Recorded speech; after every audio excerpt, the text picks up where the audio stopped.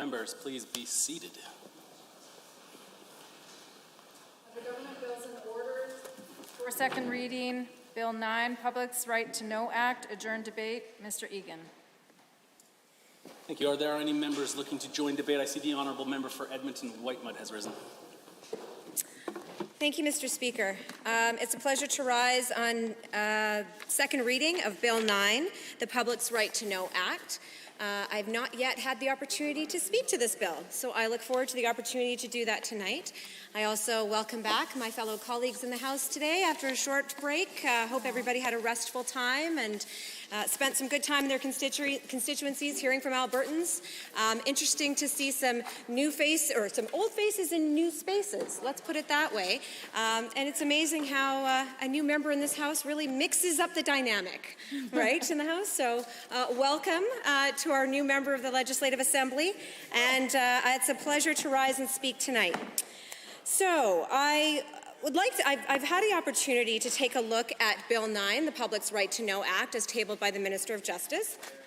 And I think it's important for Albertans, as we are considering this bill, to reflect upon the reason why it is before us.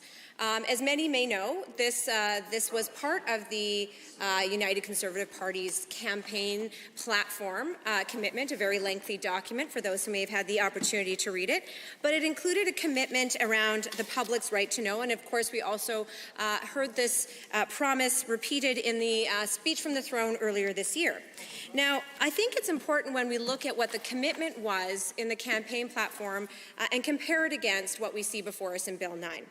So, in the platform commitment from the United Conservative Party, page 64 referenced, quote, enacting the Public's Right to Know Act, which will require annual reporting by judicial districts on a wide number of measurements, such as the number of crimes committed by persons on bail, on probation, on parole, subject to a deportation order for criminality, or previously removed for criminality.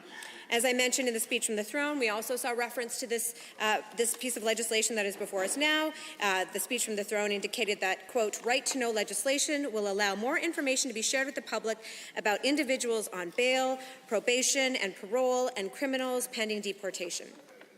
So I think upon hearing and receiving Bill 9 under first reading, many Albertans would expect to see that the legislation would mirror this commitment, right? That there would be a clear requirement for reporting by judicial district on specific individuals, with addressing the number of crimes they've committed by persons on bail, deportation, all the things I just listed. So that's the kind of detail that was in the platform promise as well as in the speech from the throne.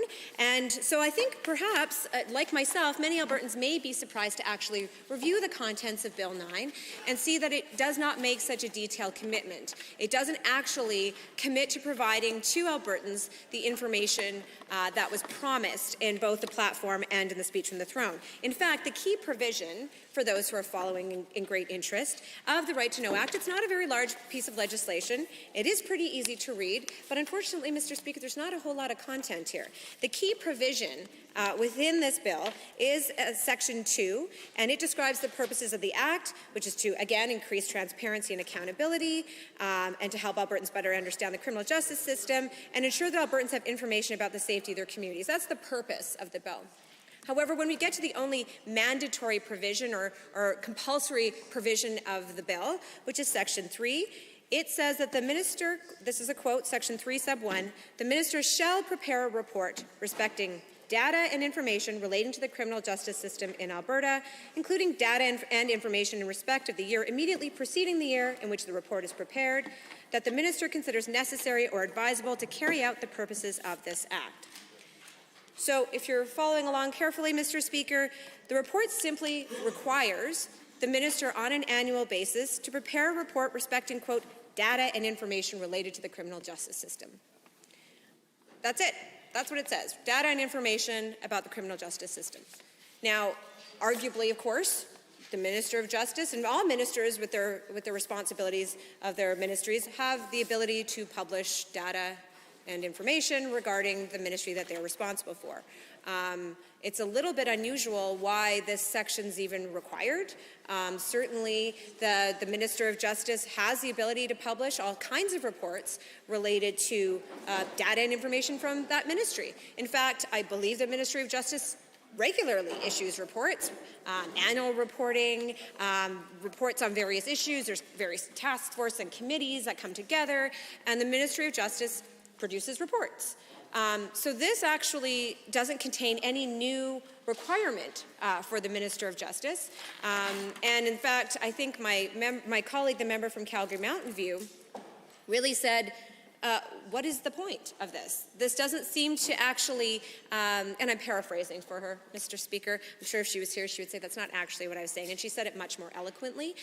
However, the point was she was saying, well, what's new here? What new data and information is actually being produced by the Minister of Justice as a result of Bill 9?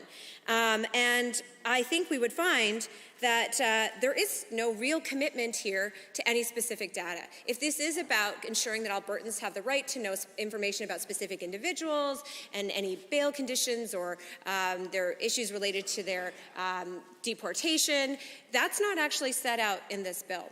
Now, it's possible, of course, that that kind of detail could be provided in regulations. The regulation-making authority in this bill is also quite broad. It doesn't actually say much about what will be specified as data and information, only that, they can collect data from municipalities, from police services, and of course the minister can decide what to disclose and what not to disclose. It is clear in the bill in Section 5 that the minister would not disclose public information that could readily identify the individual, which I think is important and quite frankly required by law, not to identify individuals in that way. However, there's not a whole lot new here.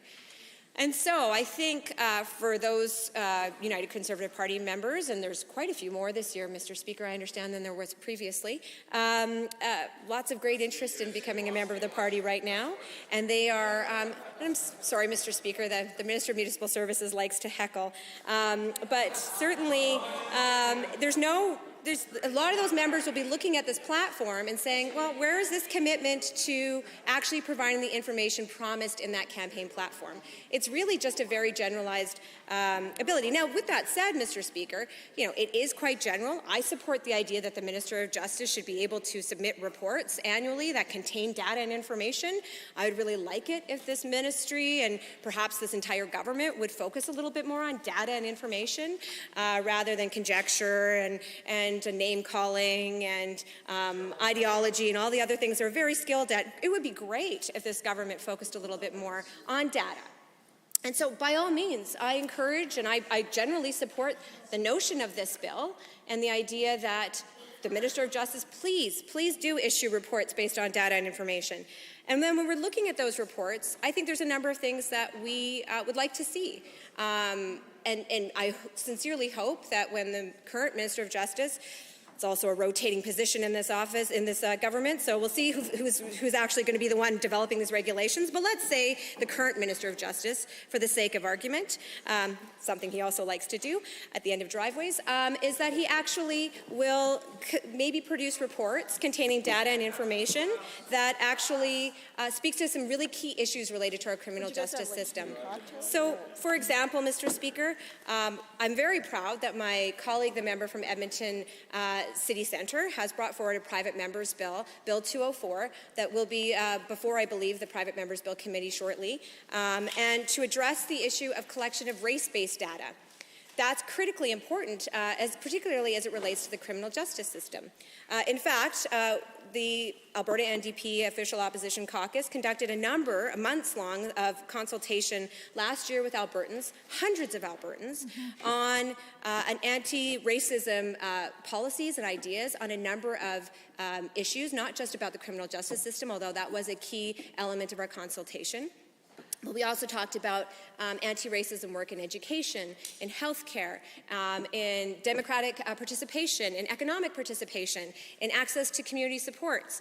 And as a result of that, those hours and hours and hours of consultation and feedback and engagement with Albertans, we're very proud to develop an anti-racism policy, which includes part of the provisions were included what the member from Edmonton City Centre has brought forward, which is a private member's bill to collect race-based data.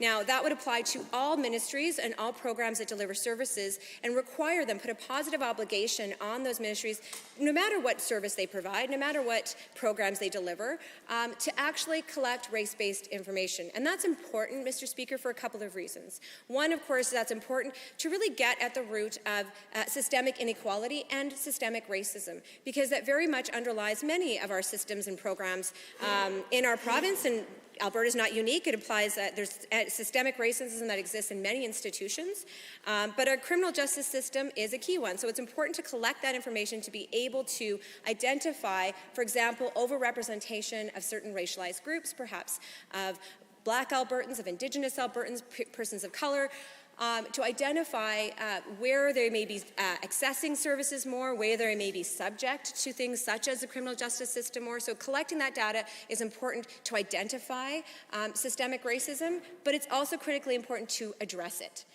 Because once we have that data, we can start to develop policies and practices and legislation and financial supports that really get to the root of that systemic racism. So when I see that Bill 9 allows for the Minister of Justice to collect data and information, I hope that actually reflects a commitment to the principles set out in Bill 204 by my colleague from the member from Edmonton City Centre. I hope that means that the Minister of Justice, and in fact, any of the government caucus members that intend to support Bill 9 will also support Bill 204, because it is incredibly important information, and I think most obvious when we think of systemic racism, Mr. Speaker, many Albertans are right to think of the criminal justice system. We know that, for example, Indigenous Albertans represent only 6% of our population, and yet I believe, based on the most recent information I saw, represent about 40% of incarcerated individuals in this province. We know that that means that there is inequity taking place. And of course, if we're going to look at the overrepresentation of individuals in the criminal justice system, it does mean that we have to look at the failures or the lack of supports or the institutional and structural inequalities that exist in the delivery of so many other services, such as education, and an issue that I've been speaking about in this House quite a bit, Mr. Speaker, which is the overrepresentation of Indigenous young people in the child intervention system. And when we talk about data that's going to be collected by the Ministry of Justice and reported publicly to Albertans, I would love to see a fulsome analysis and collection of data of why young people who were in the child intervention system and may have received child intervention services may be overrepresented in the criminal justice system, and how actually the failure to properly support Indigenous young people in particular in the child intervention system, which by the way is also related to failure to support Indigenous families and parents and communities and elders, and how that ends up being reflected in our criminal justice system. That to me is incredibly important information. We also know that investments, for example, Mr. Speaker, in early intervention, both for families but also early childhood education for all children, actually correlates with a lower interaction with the criminal justice system. I would love to see data and information reported publicly by this ministry that looks at that looks at the relationship between early childhood education and access to quality early childhood education and the impacts on the criminal justice system down the road. Because we know those correlations do exist, Mr. Speaker, but the data produced annually by this ministry would be incredibly important. You know, there's a number of other issues when I think about the child intervention system where I think that the Ministry of Justice and the data and information that they collect and produce would be very important. Now, Mr. Speaker, in this House, the members of the opposition have been repeatedly calling on the government ministries to provide accountability in response to recommendations that have been made repeatedly by the Office of the Child and Youth Advocate. And in fact, when I say that the members of the opposition have made that call, we're really supporting the call that's been made repeatedly by the advocate himself, the former advocate now, as we do now have a new advocate that's been appointed. But the former advocate, Mr. Delgraff, was very clear and very vocal, particularly in the last year, about requiring more accountability from government ministries in how they are improving outcomes for children and young people in care, and particularly how they're responding to recommendations that the advocate has made around improving outcomes for children and youth in care. As you know, Mr. Speaker, the advocate regularly does what we call mandatory death reviews, where they evaluate the circumstances leading to the deaths, the tragic deaths of children and young people in the child intervention system, and then go on to make recommendations. And the advocate has actually made specific recommendations for the Ministry of Justice. For example, just last year, in the most recent annual report, the advocate asked for the Ministry of Justice to report on more information to families when no contact orders are issued or removed or revised, and how they affect families. And I'd like to see that information publicly reported, because that's critically important for Albertans to see. Thank you, Honourable Member. Are there any members looking to join debate? I see the Honourable Member for St. Albert has risen. Thank you, Mr. Speaker. It's my pleasure to rise and speak to Bill 9, the Public's Right to Know Act. And just quickly, in summary, this is not it's not a very detailed piece of legislation, but in any event. So this bill will require the minister to publish an annual report with data and information relating to the criminal justice system. Clearly gives the minister the power to make regulation with regard to the disclosure of information such as personal information, but the bill states that the information should not identify the individual. Great. The bill does not specify which data will be collected or disclosed, nor sets any criteria the reports have to meet. Now, what's interesting about this is the minister likely already had the ability to publish these reports. Interesting. Now, I know that some of my colleagues have already raised these questions that I'm going to repeat, but I think it bears repeating again in the record. And I'm really hopeful that perhaps the Justice Minister or someone that previously was the Justice Minister has some answers for this. I think it's really important. So the first question is, could the minister today, without this bill, publish a report on individuals on bail or parole as promised in the UCP platform? I understand that this piece of legislation is specifically geared at ticking off a box of some of the to-do lists that was on the UCP platform, and that's fine, but it'd be great to know a little bit more about that. Number two, why did the minister choose to not specify which data will be included or disclosed? I think that's important.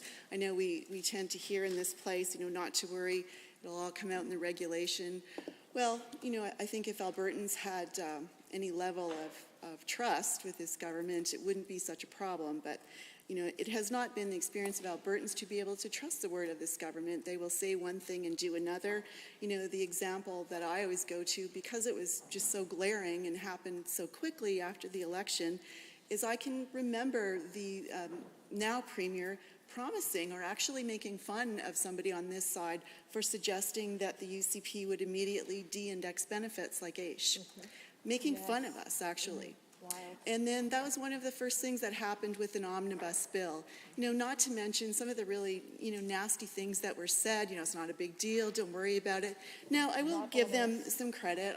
I'm sure that they didn't know that inflation would be as bad as it is right now a couple of years ago. I understand. I'm pretty sure they didn't know a pandemic would be coming. But they still haven't corrected that. And all of this adds to the fact that Albertans just don't trust this government. They don't trust what they say, and they certainly don't trust what they do or what they, anyway, you get where I'm going with this. The next question is, what would stop the minister from annually picking and choosing which data suits them best? It would be nice to know right up front, what can we expect? And will the minister support the collection of race-based data? And my colleague mentioned Private Member Bill 204, which is currently under discussion or before the House. So I think, I would like to add, and my colleague did mention and talk about some of the work that was done in the creation of Bill 204.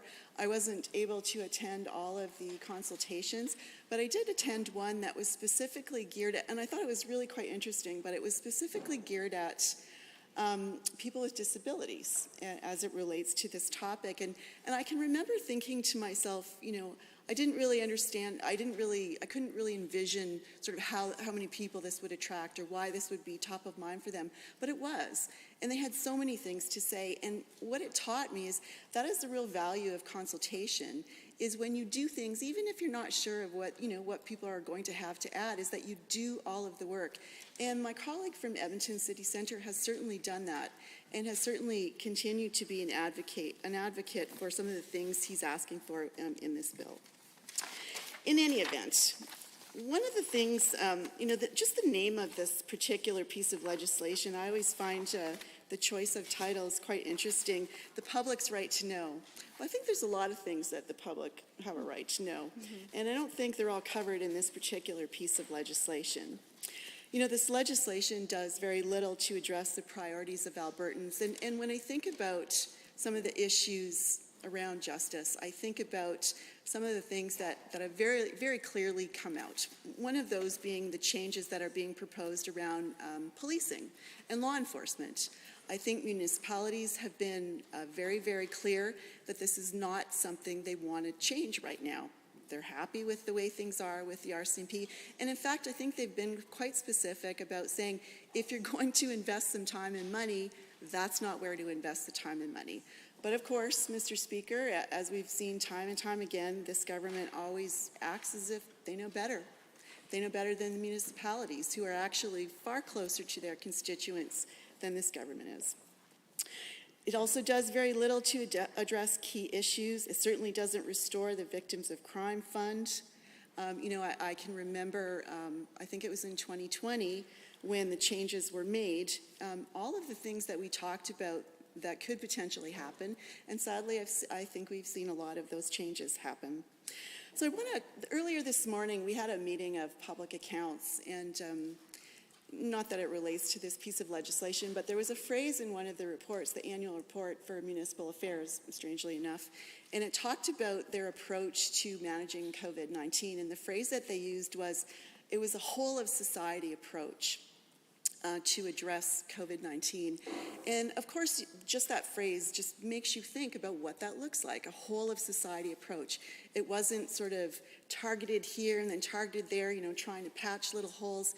It was an approach that looked at what is the problem and what is an approach that will encompass all of the anticipated or expected or real problems that we see. And that phrase really stuck with me when I read it, and then as I look at this piece of legislation. And this piece of legislation is not that. It's not that at all. Not at all. So if you're going to look at crime, and if you're going to look at the reduction of crime, and if you're going to look at ultimately making Alberta a safer place for Albertans, this piece of legislation falls far, far short. So we know some of the problems that were created with changes of victims of crime, whether it was changes to caps on counseling. I don't know about you, but any of the people that I've met that have been that have survived some of the crimes that, I don't even want to talk about them, but some of the very serious crimes, I'm sorry, but 5 counseling sessions isn't going to cut it. And not everybody has access to resources to augment that. So that's just one example. So I think the other thing that it doesn't do, this piece of legislation, I mean, it's all fine and good if you're only comparing it to your platform document and checking off boxes. What it doesn't address are some of the very root causes of crime and of situations that create really unsafe environments. And I'm going to go back to, one of the things that I mentioned a little bit earlier, and one of the broken promises, or actually I don't think it was a promise that this government made not to de-index benefits, but, well, you get it. One of the things that inadvertently did was create a lot of hardship for a lot of people. So by de-indexing benefits, it may not have caused a lot of pain the first year. It started to cause a lot more pain the second year, and as inflation started to escalate, it caused a lot more pain. Not to mention throw in there a global pandemic, and it's a recipe for disaster. So by de-indexing benefits like AISH and income support, and I'm going to explain this again. So AISH, which is $16.85 a month, that's the maximum that people can get. It is not the highest in this country. Just so we're clear, the government continues to say it is the most generous in Canada. It is not. So you know better. I would expect the government to do better. It is not. The Northwest Territories and the Yukon have higher benefits. So it is not the most generous in Canada. But even that, it is below the poverty line. So why on earth would you go there and say it's generous? People are still living in poverty. But anyway, that's AISH. Income support is about half of what AISH is. And I can tell you there are thousands of people that are on income support that have really serious disabilities. And because of the way the AISH legislation is written, they don't qualify for AISH. Not to mention some of the processes and appeals, but there are huge problems. And I am not saying that poverty is a direct link to increasing crime, but it certainly has an impact. And I can only tell you what I know anecdotally, is that sadly I've known far too many people that are living in poverty where crime becomes, sometimes it's a crime of opportunity, and sometimes it's about desperation or about not having the supports to show you a different way. You know, some of the very basic things like not having stable and secure housing, not having access to regular food, and then knowing that you've already used up your trips to the food bank for the month in the first couple of weeks. So what do you do for the rest of the month? And this creates opportunity, and sometimes crime is driven by desperation, and things escalate. And we know that there is a massive cost to not addressing poverty. There's a massive cost in healthcare. We know this. Yeah. There is a massive cost to the justice system. You know, I can remember reading a report a while ago, and I wish I had some statistics for you tonight, but I don't. But the number of people in the criminal justice system who have undiagnosed, perhaps, a fetal alcohol spectrum disorder or other disabilities, perhaps it's brain injuries. There are so many people walking around, and sadly, you know, we've given them sort of this nickname that's awful, and it's called the walking wounded. They don't look disabled, they may not use a wheelchair, but they have incredible disabilities and incredible hurdles. And when you make life more difficult for this group of people, and this is not a small group, just think about people on AISH, it's like over 70,000 people and tens of thousands of people on income support. And then the many thousands of people that don't even get benefits that are living not even paycheck to paycheck. They're working multiple jobs many times, and they're not stretching it month to month. They just can't make it. And so opportunity, sometimes crime is the reality. So I think if truly a government wants to create an environment where you're reducing crime, you're increasing the safety of Albertans, then you have to have a whole of society approach. And this legislation could have been an opportunity to start to open that door, but instead what it is, I think, is an exercise in just ticking off a box on a platform document. You know, I'm not saying that perhaps the information, the changes that would be made in this legislation won't make a difference in people's lives. That's great if it does. I certainly hope it does. But it doesn't take a whole of society approach, and we have a huge problem in Alberta. It's escalating. We have a huge problem with rural crime. We have a huge problem with crime in cities. And it's unfortunate that we don't get a lot of opportunity to debate legislation. Government doesn't get a ton, unlimited opportunity to bring forward legislation.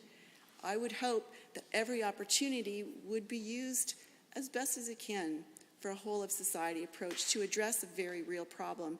And I know this government knows crime is a problem. I've heard them, when they were in opposition, I heard them talking about it endlessly. They don't talk about it with as much vigor. It's a little bit more targeted these days. Anyway, I want to go back and talk a little bit about the Alberta Provincial Police Force. And, you know, I feel like sometimes some of the legislation that this government brings forward is an attempt to distract from really large, significant issues. And I don't think it can be understated just how much Alberta municipalities do not want the changes that this government is trying to push through. They absolutely do not want these changes. It's not for us to tell them that they're incorrect and that this government knows better. I think our job as legislators and as MLAs is to listen to our constituents. And I think just this very simple example demonstrates so clearly that this government is out of touch with the people they are supposed to be governing for and the people they are supposed to be.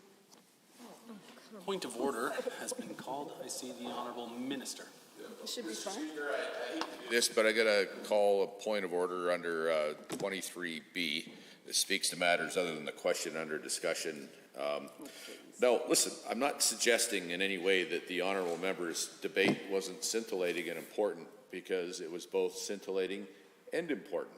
It just wasn't on the topic of the bill that we're discussing right now, and I would just respectfully ask you to coach the honourable member to talk about the bill before us. Thank you. Honourable members, should you want to, the opportunity is yours, absolutely. Yes, the honourable member from Millwood. Thank you very much, Mr. Speaker. And I would suggest to you, Mr. Speaker, that under 23B, that this is not a point of order, given that we are at second reading of Bill 9, the Public's Right to Know Act, and it is this member's first opportunity to speak generally to this piece of legislation, relating it to government business and other matters.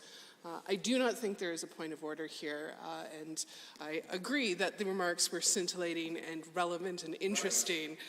They were excellent, and I hope that the member will be allowed to continue.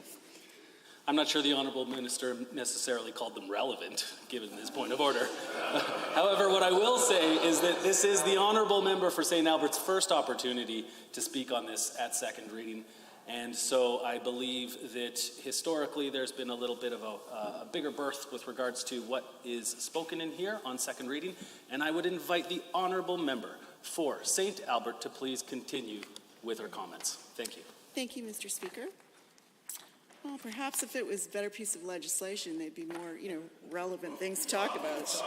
Anyway, perhaps I'm going to go back to, there was my colleague, the Justice Critic, actually released a statement about this piece of legislation that I thought was really terrific. And perhaps the Minister of, I don't even recall anymore, there's been a lot of movement. What's his? Which one? Transportation. Municipal affairs. Municipal affairs. Okay, sorry. So here's the really. I'm sorry. No, it's hard to follow. I'm sorry. It's not nice that I can't remember his title. I apologize. Member for St. Albert, if there are conversations to be had, there are lounges where you can have them. Please continue. Excellent. Thank you for pointing that out. So I'd just like to just review some of the press release that actually went out. I thought it was really terrific, and I think my colleague across the way will enjoy it. And this legislation is incredibly vague and doesn't even specify which data will be collected or disclosed. Most importantly, it does nothing to help address crime. Could not agree more with my colleague's statement. It doesn't restore funding to the Victims of Crime Fund that was rated by the UCP or prioritize the new victim of crime model they've been promising for the last 2 years.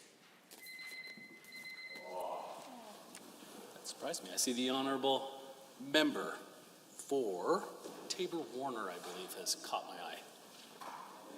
Speaker, I'm pleased to rise today in support of Bill 9, the Public's Right to Know Act.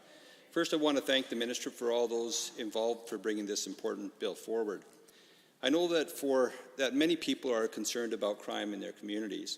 In Alberta, we are lucky to have many dedicated local neighborhood watch and patrol groups who do their best to protect our communities from crime.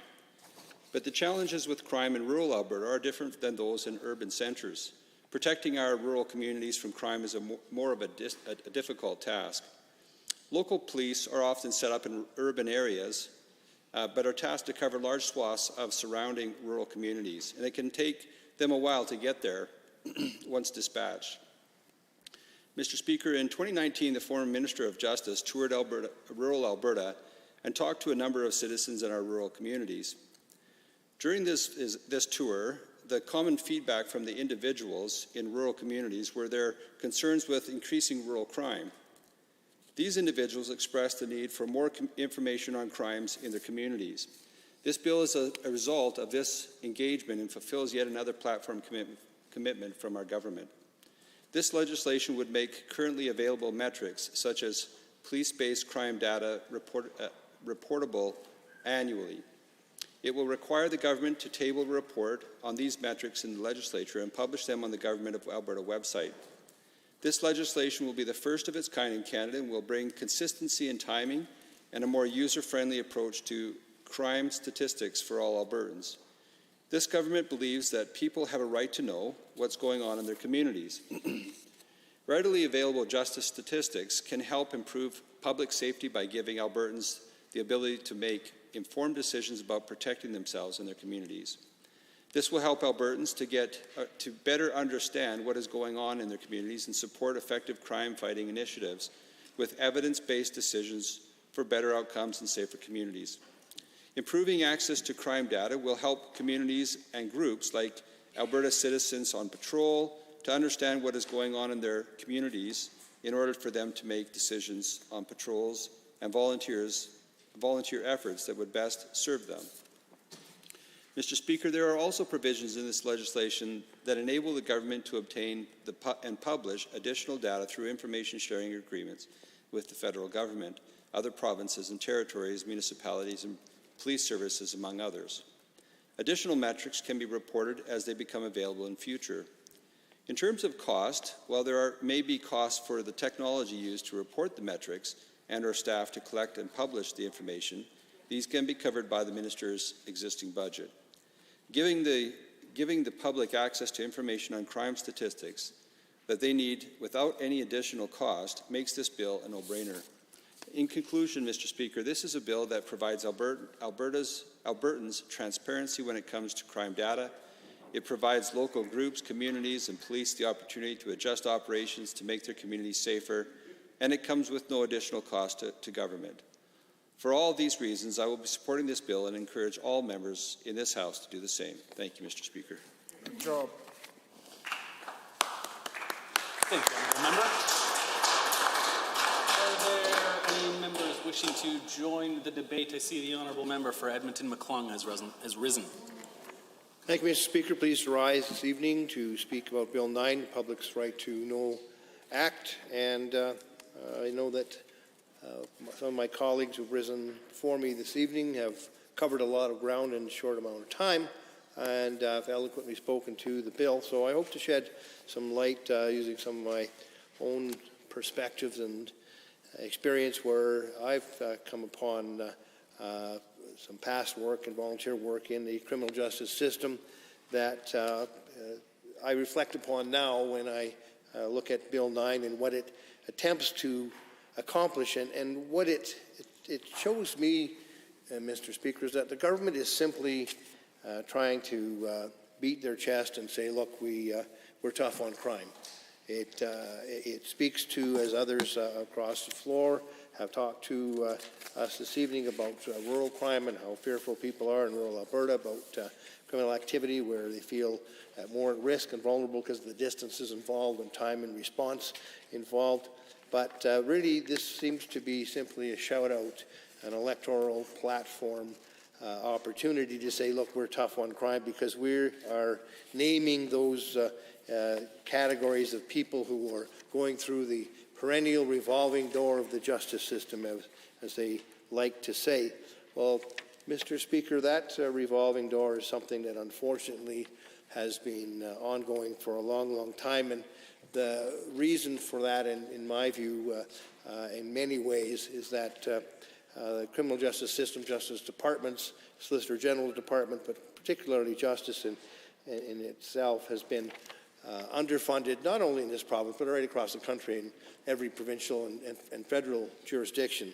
And it seems to me that when it comes to budget time, the Justice Ministry is a convenient whipping boy and doesn't get the funding that it needs because prisoners don't have a lot of voice, Mr. Speaker. And indeed, individuals who revolve through the justice system do it for a reason. There's a reason for everything, Mr. Speaker, and this legislation does nothing to address the reasons behind that so-called revolving door that make it impossible for the government to bring forward a piece of legislation like this so they can claim that they're being tough on crime. But, Mr. Speaker, being tough on crime doesn't mean belittling or ostracizing or blaming the individuals who are at the mercy of the courts once they have been charged. It behooves us to go further and look behind the situation and ask, why are these individuals before the courts in the first place? That's the tough on crime approach that I'd like to see, Mr. Speaker. And simply naming the groups of individuals, identifying through data and publishing reports on individuals who have committed other crimes while on bail or parole, as the UCP promised in their platform, doesn't accomplish anything towards actually getting us closer to reducing the recidivism rate or answering the questions as to why people are involved in criminal activity in the first place. We've looked at ways that we could identify further support mechanisms that we could use to assist groups of our population who are overrepresented in the criminal justice system, and our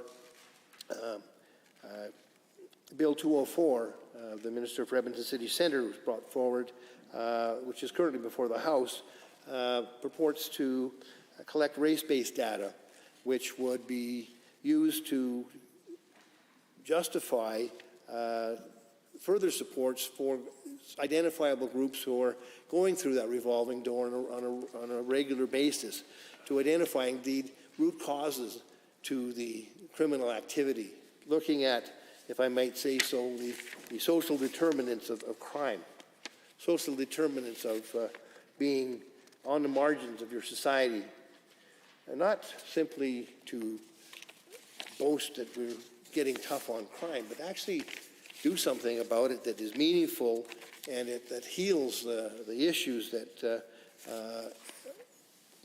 are at the surface in the courtroom, but really there's a much larger iceberg below the surface that began much earlier in the lives of folks who are before the courts and the criminal justice system.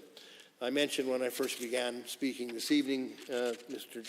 Speaker, that I volunteered in the criminal justice system, and you may have heard me say before that as a court intake worker with the Solicitor General's Department, I went for over 2 years in courtroom 65 and 68, the court of first appearance, to sit as a court intake worker. And those individuals who were actually sentenced to a period of probation in that court became my responsibility before they left.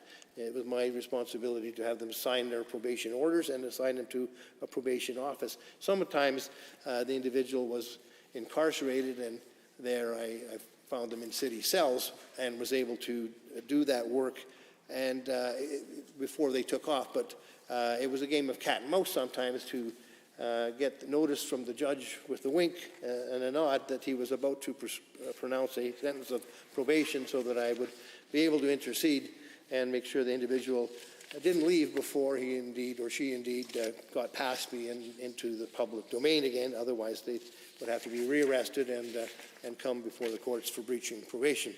And so in any case, my observation, as I see the honourable member, I'd be willing to hear your brief interjection.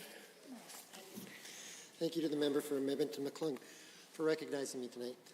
Just a question. You were saying that you were involved in the bail hearing, and I know that in my constituency we've been doing a lot of conversation with various county councillors and constituents about bail. And I was wondering if you could have any comments on the bail ladder and the problems that the bail ladder system is creating with the revolving door of justice, and whether he had any comments about, from his experience, about how we could address that particular problem, because it is a particular problem and is creating a problem for the people of Alberta. Thank you. Thank you, Mr. Speaker. Sorry to disappoint the member. I won't comment on what he terms as the bail ladder, because he has misheard me. I did not participate in bail hearings as a court intake worker. I simply processed and spoke and interviewed individuals who had been sentenced to a period of probation, but certainly at another occasion might be willing to go into further detail on the particular details of bail, which certainly, once again, I think emphasizes the approach of this government to this whole piece of legislation, the Public Right to Know Act, once again trying to highlight the harm that may or may not be done by an individual who breaches bail and perhaps recommits an offense while out on bail, rather than looking at the whole and deeper problems and focusing on that as the approach to solving the issues of recidivism and generally crime and the fears that people have about crime in our society, because we can all agree that we all want to live peaceably. No one act of crime is acceptable. People want to feel safe and secure and not wish to be in any way having their lives affected by somebody who's not willing to obey the law. And that goes for demonstrations in our streets and on our highways, as well as any other form of criminal activity that we might encounter. But to get back to what I was saying, Mr. Speaker, about my observances or observations as a volunteer with the court intake unit, it was a pattern of similar backgrounded individuals coming through those doors. Mr. Speaker, they had, in many cases, been involved in a small crime and then escalated to a larger and more serious crime, and then there was an incident perhaps involving a group or a gang as the person aged. And quite often, early on, it was simply a situation of a homeless youth stealing food.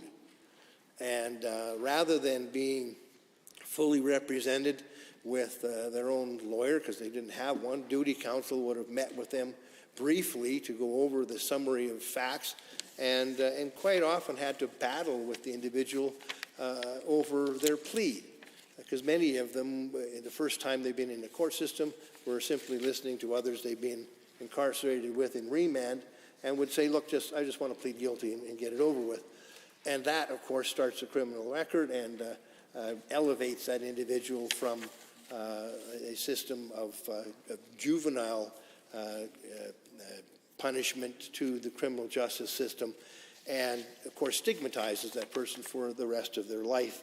And this bill does nothing, in my view, to get to those on-the-street root concerns that judges and duty counsel and lawyers and prosecutors and defense counsel face every day. And I don't know if indeed any of this legislation has been passed by the actual defense counsel and prosecutors who work every day in courtrooms like courtroom 65 and 68 in downtown Edmonton, where they see on a daily basis the tragedy and the tragic situations of individuals going through that process. What instead we get here is a government wanting to point to a document they're calling Bill 9 and saying to the public, you've got a right to know about these bad people that are going through our system and how many of them are committing crimes again. It's a totally inappropriate approach, as far as I'm concerned, to solving the actual foundational and underlying problems that cause the criminal activity to be acted out in the first place. Nuts and bolts standpoint, the bill itself gives the minister the power to make regulations with respect to disclosure of information, such as personal information, but it also doesn't specify which data will be disclosed or not, and it gives wide discretion to the minister on an annual basis to have that list of data that may or may not be disclosed fluctuate annually. So we're not going to even have consistency, Mr. Speaker, in the data that this bill hopes to collect, and it will be an incomplete and perhaps even unusable database because of that fact that on an annual basis the minister will be able to pick and choose which categories of data will be important on any given minister's agenda. So it begs to question, Mr. Speaker, what usefulness this database might actually have, other than as a political tool where the government can point to the Bill 9 and suggest to a certain segment of the voting population that they actually, got tough on crime with Bill 9, and they satisfied a promise in their platform in their speech from the throne. So I don't think many Albertans are impressed by that. They are looking for much deeper solutions, much deeper thinking on issues such as solving crime in Alberta. For example, when we're looking at the identification of individuals involved in crime, I think Albertans are looking to know who exactly are involved in some of the major demonstrations that are taking place or have taken place in the province. And they're not looking for reactive data collection, they're looking for proactive police work so that individuals who are co-opting a protest group for their own more nefarious purpose are actually identified, so that white supremacist or racist organizations or groups or individuals who try to use the cover of a protest group to foment discontent and perhaps create disorder, that type of data is collected. That may be an interesting piece of data to know. Perhaps the minister of the day might choose to collect that data. I'd be interested in knowing that. But that said, it still makes it questionable as to what value the data would have, because there's no standard format that the minister needs to follow on an annual basis to collect the data. The ministers hopefully will see some value in going a little beyond just the data and just pointing to the identifiable individuals or groups of or individuals who are going through that revolving door and are part of the recidivism rate. Hopefully ministers will use that data to actually try to get at the root causes of crime, but it doesn't give, I don't have a lot of confidence, Mr. Speaker, in the bill's ability to do that. Unlike Bill 9, Bill 204 would do more. Thank you, Honourable Member. Are there any other members looking to join debate? I see the Honourable Member for Drayton Valley, Devon, and then after. Thank you, Mr. Speaker. It's always a privilege to stand and to speak in this House and to bring forward some of the thoughts of my constituents when it comes to the proposed legislation that we have before us. Well, it is an interesting topic that we address tonight, Bill 9, the Public's Right to Know Act.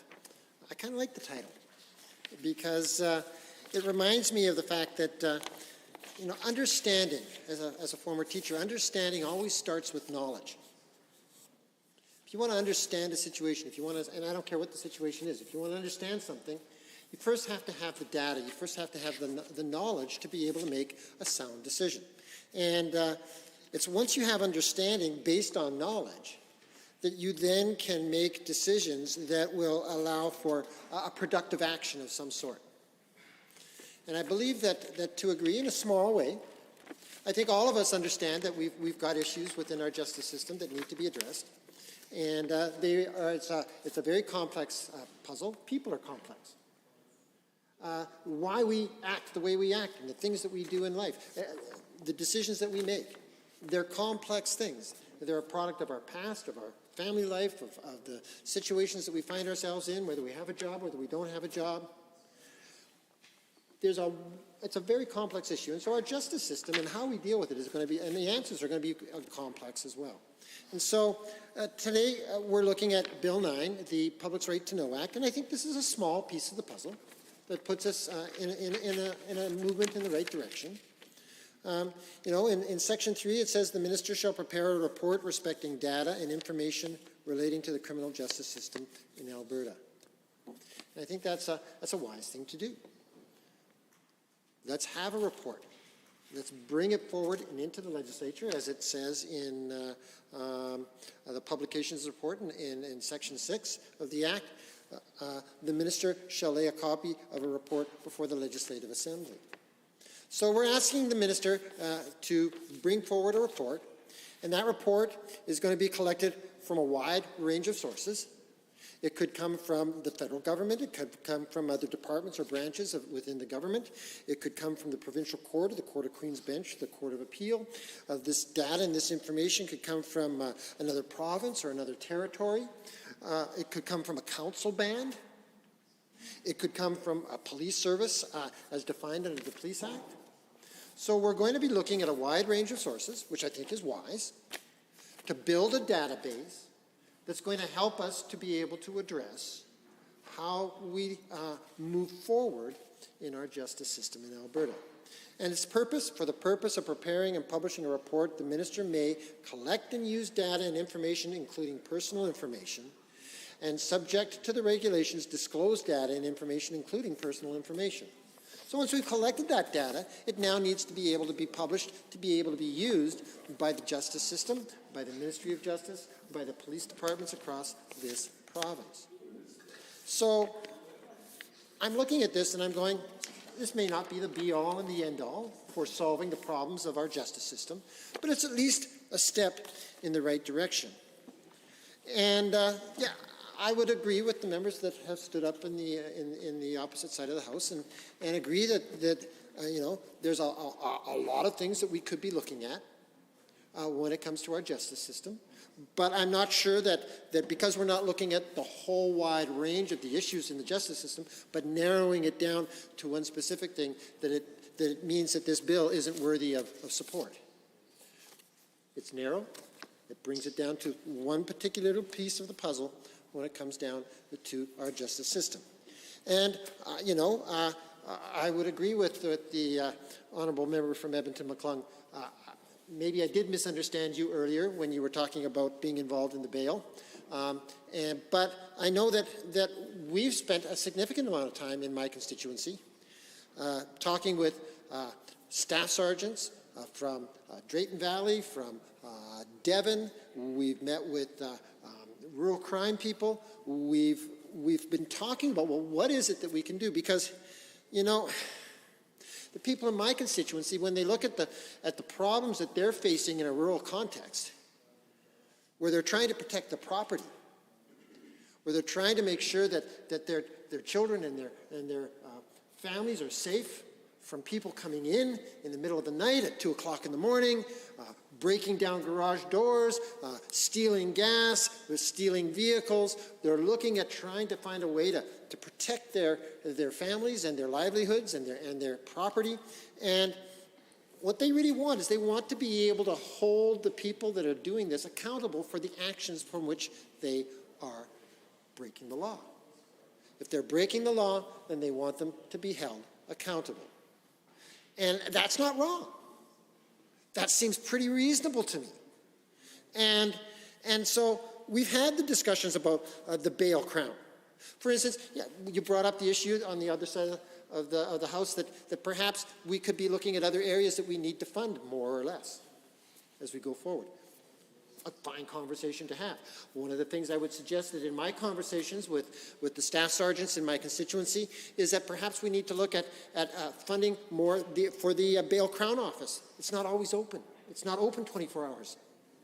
And maybe we need to fund that better. But that's not what this bill is talking about. It doesn't denigrate from the bill. It's still a good bill, but the topic is much larger than just this particular issue in this bill. The bail ladder. Cash, no cash. No cash bails.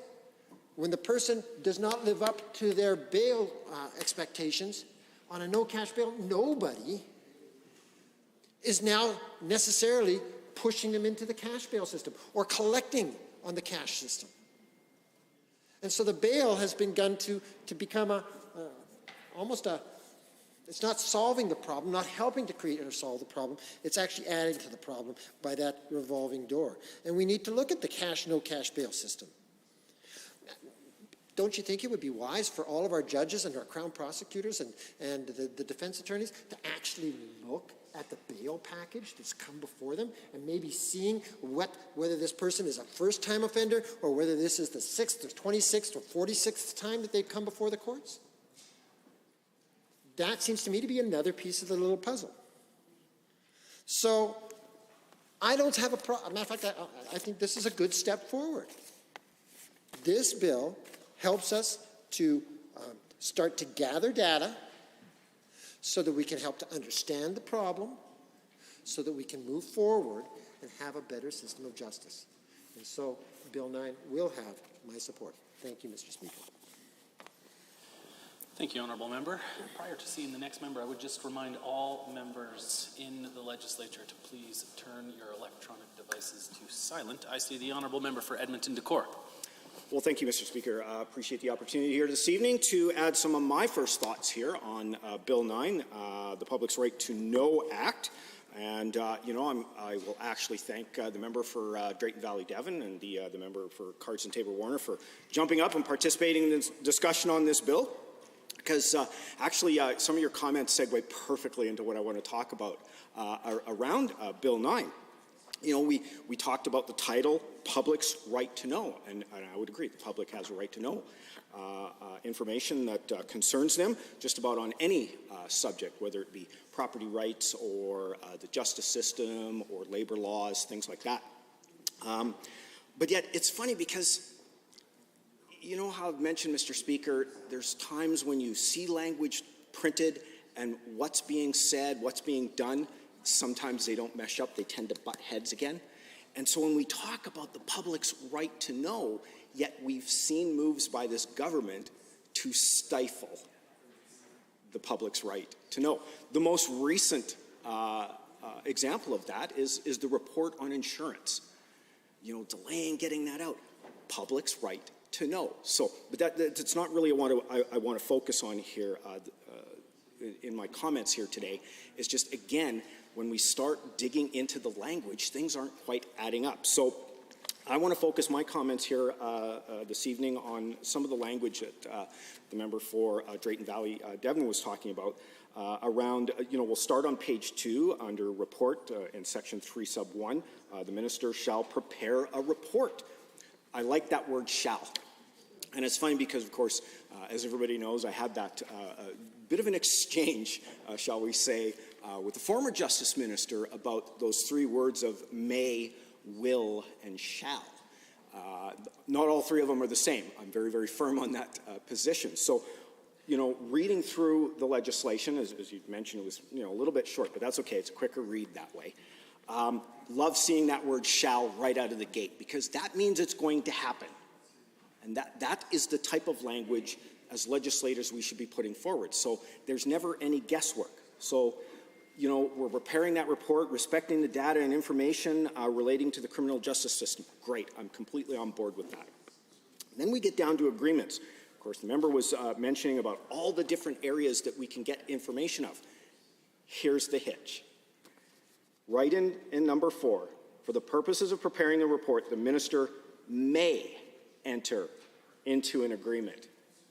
Not shall, not will, which means the minister could actually make the decision to not enter into any agreements with all those things that were mentioned by the member to get that information. That becomes a problem for me. Why did we insert that word may? May means we may do it. If the moon's lined up and, I got out on the right side of the bed here this morning and, then maybe I'll look at getting that done. When we transition onto page 3 of the bill, under collection, use, disclosure of data information in section 5 for the purpose of preparing and publishing a report, the minister may, there's that word again, may. It's what I like to call loosey-goosey language. It just allows all kinds of different outs for the minister instead of will or shall. So according to this language, and again, all my experience in the labor sector and having to deal with contracts and everything always comes down to language there, the minister only may collect and use the data, information, including personal information. It's not actually saying that the minister has to do that. So when I start thinking back about this report that shall be prepared, I can't help but start to wonder if are we going to start making up information because we didn't actually have to go get it from all of these different areas. and I certainly would never suggest that we would just willy-nilly see reports made up to suit a certain narrative, although we've maybe seen some interesting things being said to suit narratives. I would never, ever suggest that that's something that would happen. So then we get further down, right into the next part, the publication of the report. The minister shall lay a copy. There's that shall. Love it. That means it's going to happen. So we shall lay a report that was supposed to be prepared based on data we may possibly decide to get. You see how the information starts to conflict, Mr. Speaker? And, this is the type of language where Albertans start to read this, they start to see their actions, and they start to distrust a government. And trust me, guys, you don't need any more help getting Albertans to distrust you. So I start to get a little bit further down here, down into the regulations in number 7 on page 3. Lieutenant Governor Council may make regulations. There's that word again, may. But this is the one that actually concerns me just a little bit, though, Mr. Speaker. And, I guess I should be, straightforward. I'm not really opposed to this bill. I'm just saying there's things that, maybe we'll see some corrections here throughout the debate. Committee of the whole, we might get a chance to see some amendments or something like that, taking out those words may, put in will or shall, things like that, so they actually absolutely happen. But may make regulations, sub A, respecting the preparation and publications of reports, including the frequency and timing of reports. There's my problem. Because you use the word may make regulations, you could start pushing that report off way, way into the future.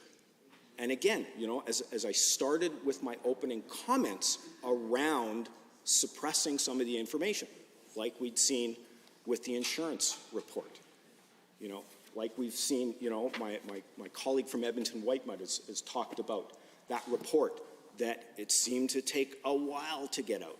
There was mentions of my colleague from Edmonton Centre bringing forward a Bill 204 around collecting race-based data. Okay? We've been waiting a very long time to see the report and the conclusions around problems such as collecting race-based data.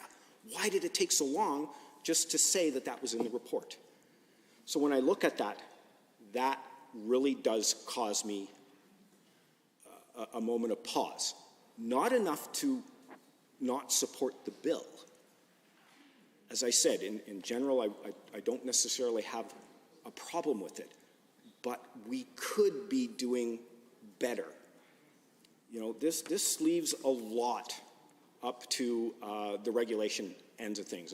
And I remember that members of the government caucus and members of the government bench, when they sat in the 29th legislature, complained greatly about the number of times they thought things should be put in legislation, not left to regulation.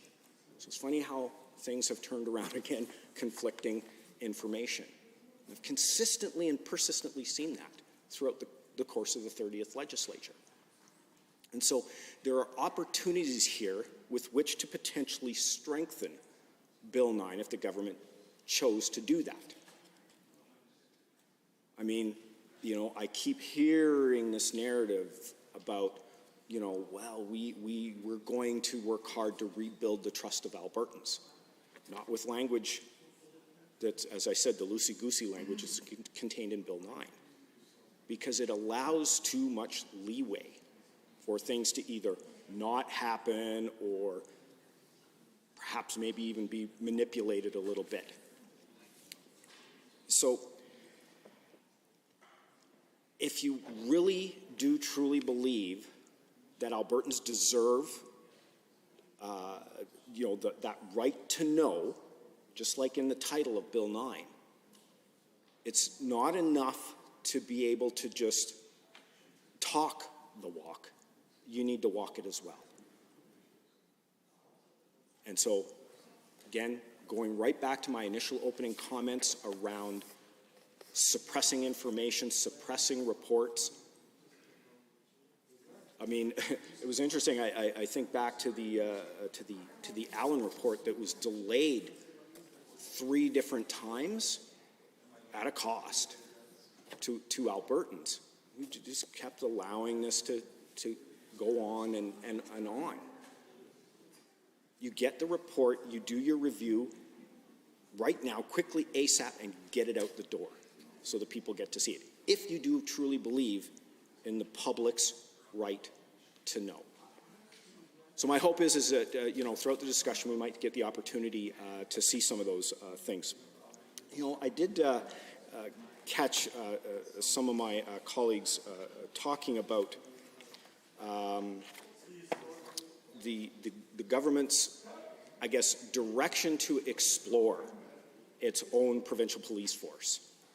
And so there is a lot of data and information out there with which I think the government could make an informed decision, just like we heard a couple of members of the government caucus talking about just a short time ago. You've got, the Alberta municipalities, rural municipalities of Albertans at large, of course, and even the RCMP themselves have spent a considerable amount of time collecting data about this subject. So you're excited about collecting this data and getting this information. Well, when it's available, you actually need to, put in that effort to read it, to accept it. It's very, very clear, Mr. Speaker. Albertans do not want to see a provincial police service. It's way too expensive to change over. It was funny because I was actually at one of their public meetings, and I got a chance to talk to him, and I'm probably wrong on this location, but it was one of the areas, municipalities in BC that's in this process. They thought it was going to take about 4 years to transfer over, and it was probably going to cost them, I'm trying to remember, I think they said somewhere in the neighborhood of $10 or $20 million over the course of 4 years to switch over. They're only halfway through that mandate, and they're already at something weird like $60 million in this changeover. So if you can just imagine, if they'd had the data from what we saw there, we might have had the opportunity with which to make different decisions. But that information, that data is out there right now around that. So I think we have an opportunity to collect that and use it. So in the spirit of Bill 9, when we're talking about the public's right to know, to collect that information, to share that information, the government should be collecting this information and sharing it with Albertans. I mean, they're already not on board with this.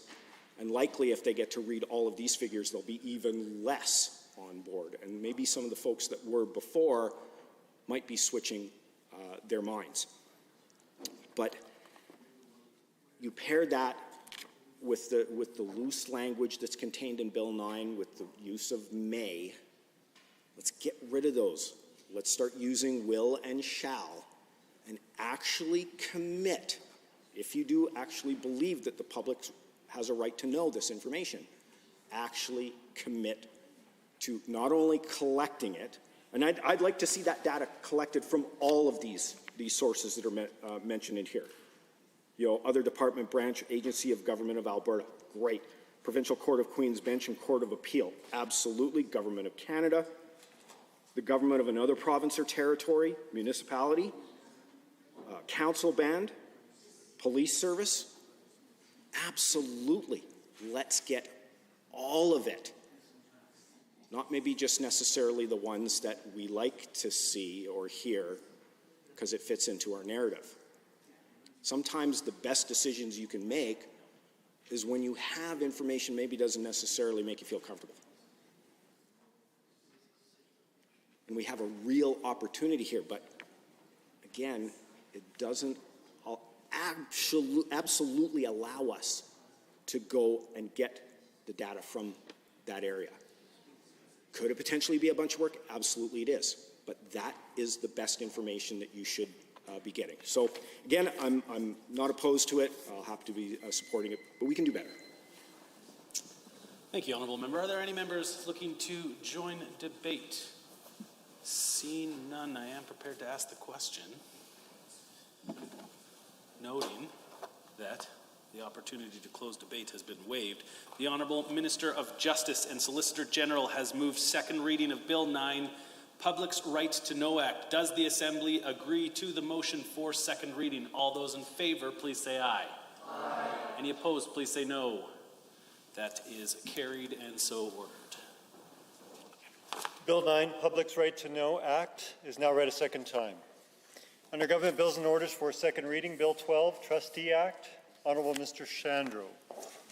See the Honourable Member for Calgary Cross has risen.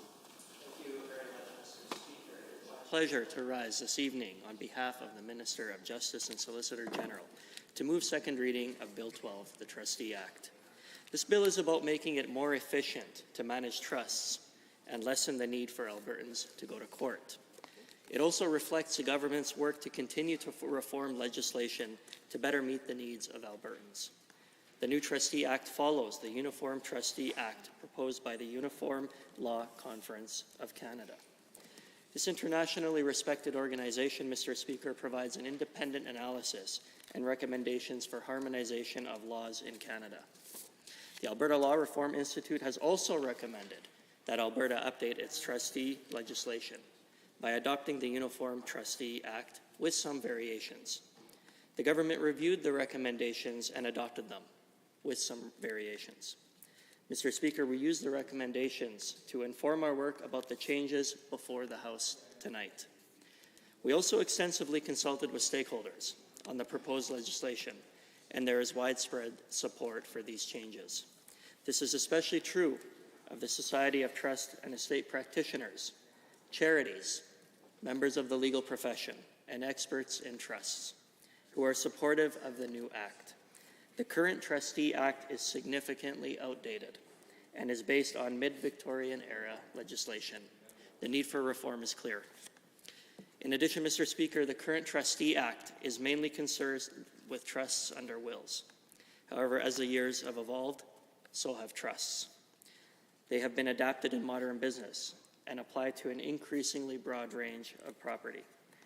Mr. Speaker, trusts are used in real estate investment fund, land development, and royalty trusts to finance the oil and gas sector. To be clear, Bill 12 would replace the current but outdated Trustee Act.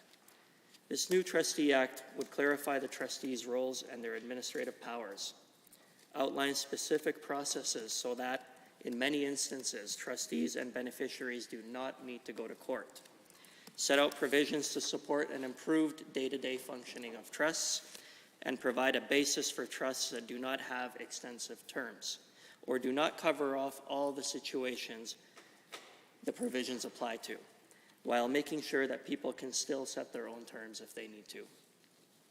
Mr. Speaker, as part of settling and clarify trustee responsibilities, we are proposing to put into legislation that trustees are expected to be careful, to be diligent and skillful in their decision-making aspects of a trust. Namely, a trustee must exercise the care, diligence, and skill that a person with good judgment would use in dealing with the property of another. Mr. Speaker, this new legislation would also increase transparency. A new duty for trustees would be to report and respond to beneficiary requests in the administration of a trust. This does seem somewhat self-evident that trustees need to respond to beneficiaries, but this does not always happen, and it is a protection that needs to be clearly included in this new act. Administering trusts would also improve as we are proposing to broaden trustees' administrative powers within the Act. This would include buying and selling trust property and purchasing, renting, or building a residence for a beneficiary. Mr. Speaker, at this juncture, I would also like to clarify another point in how this new Act would provide mechanisms for trusts that do not have extensive terms or that do not cover all of the situations that the provisions would apply to, while making sure people can again set their own terms if they need to. For example, unlike the current Act, the new Act would provide a mechanism for choosing a temporary trustee, which would allow someone other than the original trustee to manage a trust for a short period of time. This means that the original trustee doesn't have to resign when they are ill, or if they are away from the province for a bit, or if they're unable to act for whatever reason temporarily. If the trust itself has no provisions to appoint a temporary trustee, this new Act would apply. Mr. Speaker, default rules, essentially in place to fill the gaps where needed. Some in this room will know exactly what I'm talking about. This is not a new concept. The Administration of Estates Act, for example, provides for automatic rules that deal with who has priority over the administration of an estate among applicants. Similarly, the Wills and Succession Act guides how estates are administered when someone dies without a will. These changes are needed now for trusts. In other words, Mr. Speaker, Albertans setting up a trust can rely on the legislation rather than having to include all of the terms in the document itself. Rather than think of every type of contingency, this new Act would provide for default rules that would allow for these things to be addressed if they weren't included in the trust itself. But I want to be clear, despite all of that, Albertans can still add specific terms to the trust. Mr. Speaker, the new Trustee Act would also provide processes to allow for the removal of an unfit trustee and allow a trustee to resign. All of these changes would result in a more efficient management of trusts and less court involvement, as typically one would otherwise have to go to court to make these changes.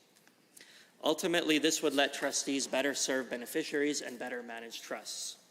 For the legal community, this new Act would make dealing with trusts simpler and would result in less need to go to court to address minor administrative issues.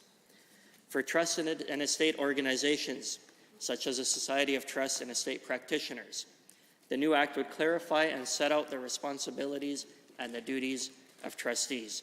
And it would also help families better plan their trusts. For Albertans setting up a trust, the new Act would make that process more efficient and simpler. And it would also be generally less expensive for Albertans to create a trust.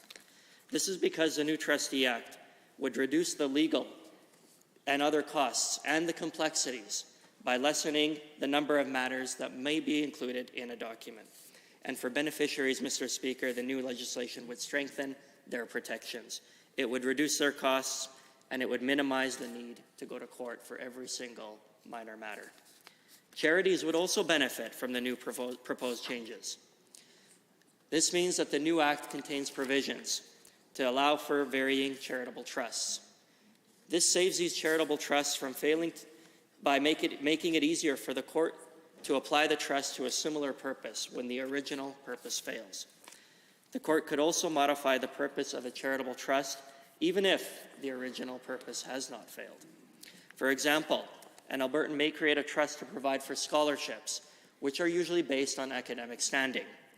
Under this proposed legislation, the courts could vary the trust to provide for bursaries, which are usually based instead on financial need. I want to highlight a point that I've mentioned, and I want to hammer it home here today before you, Mr. Speaker. As I've said many times already, less need for involving the courts. That's ultimately what this Act achieves. This would be a significant result of this new legislation. Less court time for trust matters means there is more court time and resources for other, more serious and more complex matters. Less court time means that trustees, beneficiaries, lawyers, and Albertans get time back in their day. Less court time means money is staying in the pocket of Albertans rather than having to pay to litigate trivial matters. Now, while we are proposing an overall new piece of legislation, Mr. Speaker, some provisions of the existing Act would remain. For example, this includes the prudent investor rules that require a trustee to make investment decisions based on obtaining reasonable returns and avoiding undue risk. These rules should remain to guide any investment decision that a trustee should make. We are also proposing to continue provisions that allow for the variation of trusts. This means that this new Act would empower the court to vary the terms of a trust subject to specific terms in the trust document itself. This provides flexibility to address changing or unanticipated circumstances. Mr. Speaker, Bill 12, the Trustee Act, brings trust legislation into the 21st century, from creating to managing trusts, strengthening protections for beneficiaries and increasing the accountability of trustees, and providing clear processes for trustees to use in managing trusts. To reduce court involvement, this bill modernizes and improves all aspects of trust legislation. And by improving trust legislation, Mr. Speaker, we are making life better for Albertans. That's right. I hope Albertans on both sides of this House will support this legislation. Thank you.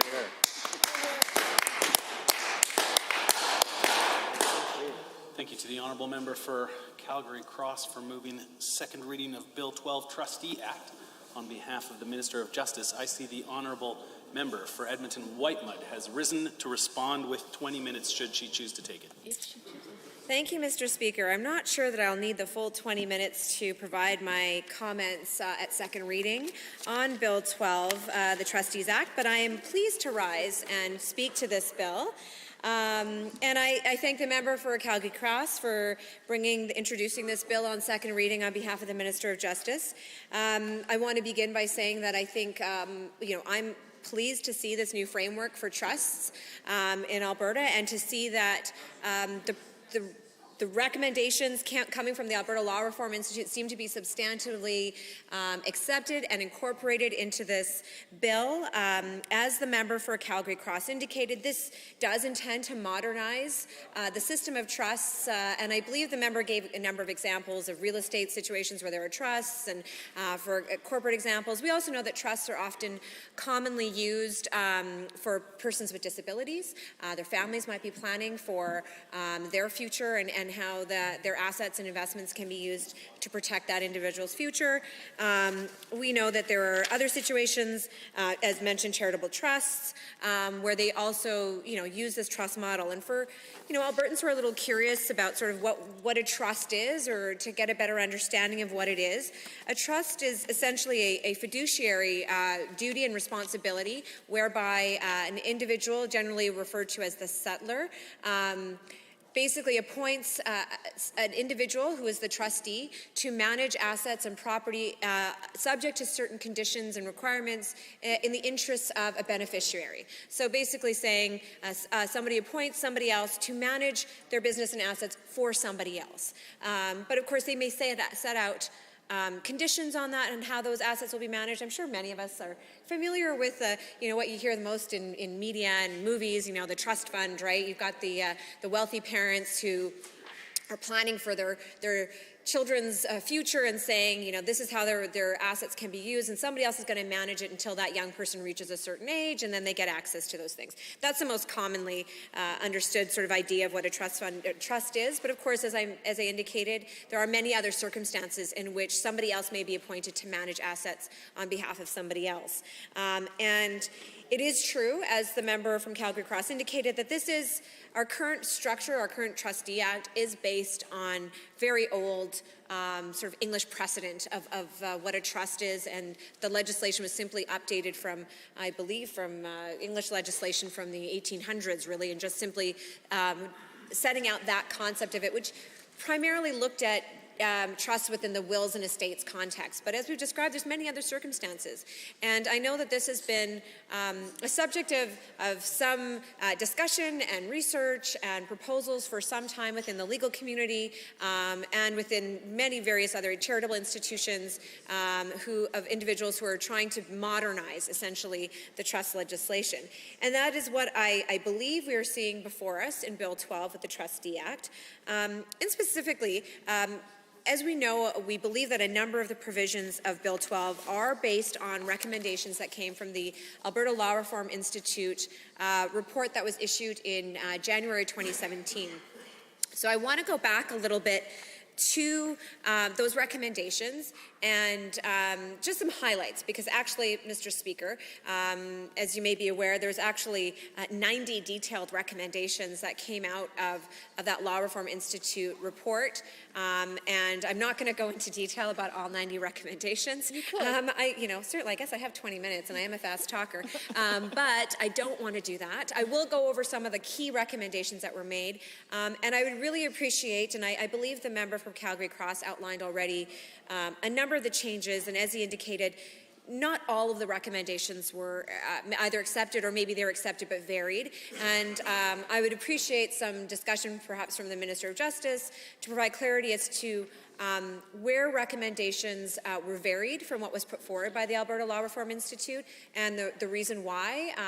Certainly we know that the recommendations that originally came in that 2017 report from the Law Reform Institute were based on essentially a Uniform Trustee Act that was developed under the Uniform Law Conference of Canada, basically that set out what a trustee legislation could look like in any jurisdiction.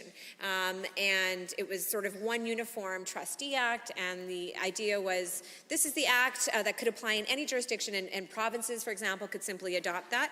I would appreciate that there will be variations, though, between provinces, and perhaps that's what we're seeing in the proposed Bill 12, that why there are variations, maybe Alberta specific. But I think certainly what would be appreciated is perhaps go through which recommendations were varied and why. The member indicated there was a consultation done with a number of stakeholders, and I think it would be interesting to know what the feedback was from those stakeholders and why specific recommendations were not accepted. I believe, if I recall correctly, 80 out of the 90 recommendations were implemented. So I would, appreciate to know why 10 were not and what the variations were. But I want to go over, for this House, just a bit of an overview of some of the key recommendations that came out of that Alberta Law Reform Institute. And I think we've heard already from the member from Calgary Cross that some of those recommendations have been implemented, but I just want to lay out for Albertans sort of what those recommendations are and why it was important to modernize our Trustee Act to adapt and to apply to so many different circumstances. So some of the key recommendations that came out of the 2017 Law Reform Institute report 109 include that the trustee legislation should establish that the trust instrument prevails with specific exceptions set out in the legislation. So simply saying that the instrument by which the trust is developed, it should prevail. That should be that should apply to the relationship of the trust. However, there may be exceptions, and we want to see what those exceptions are within the legislation. The report also recommended that it should be very clear in the legislation what the settler's intent was and how to determine what that intent is. Because as we indicated, it really is, a trust is really about the settler appointing somebody to act as a trustee and for the benefit of their beneficiaries. So what that settler intended and how to determine that in a set of criteria within the legislation that's clearly applied and transparent, but looks at the trust instrument itself, but sets out the process for determining that intention is very important and can use and apply extrinsic evidence as well. The Law Reform Institute report also recommended that trustee legislation should require court approval for proposed variation to a trust that is not provided for in the trust instrument. So it does still say, as much as we are looking at this Trustee Act as a way to sort of perhaps minimize interactions with the court, that variations to the trust instrument itself must be done with court approval. So there are circumstances in which going to court are still going to be necessary for a trust. We know that one of the recommendations was that any trustee legislation should provide for temporary trustees to be appointed for a specified period of time to administer the trust. And I believe that is something that the member indicated, and Bill 12 does address. It actually does set out criteria as to how a temporary trust or trustee could be appointed. Now, interestingly, I didn't quite hear this from the member from Calgary Cross, and in looking at the bill, it wasn't evident to me. And I say interestingly because I really do hope it is interesting to some people, but I will continue talking nevertheless.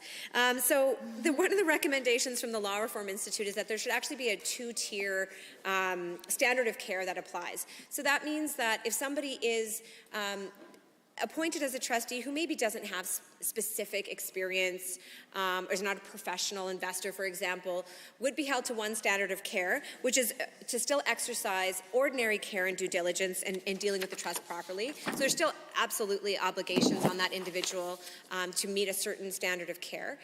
But that if there is a trustee who is of a professional designation and has special qualifications, they actually have a standard of care that's higher. They must exercise a greater degree of skill. So this basically says professionals who maybe perhaps manage trusts with their expertise and their background may be held to a different standard and a higher standard than just an average person who may be appointed as a trustee.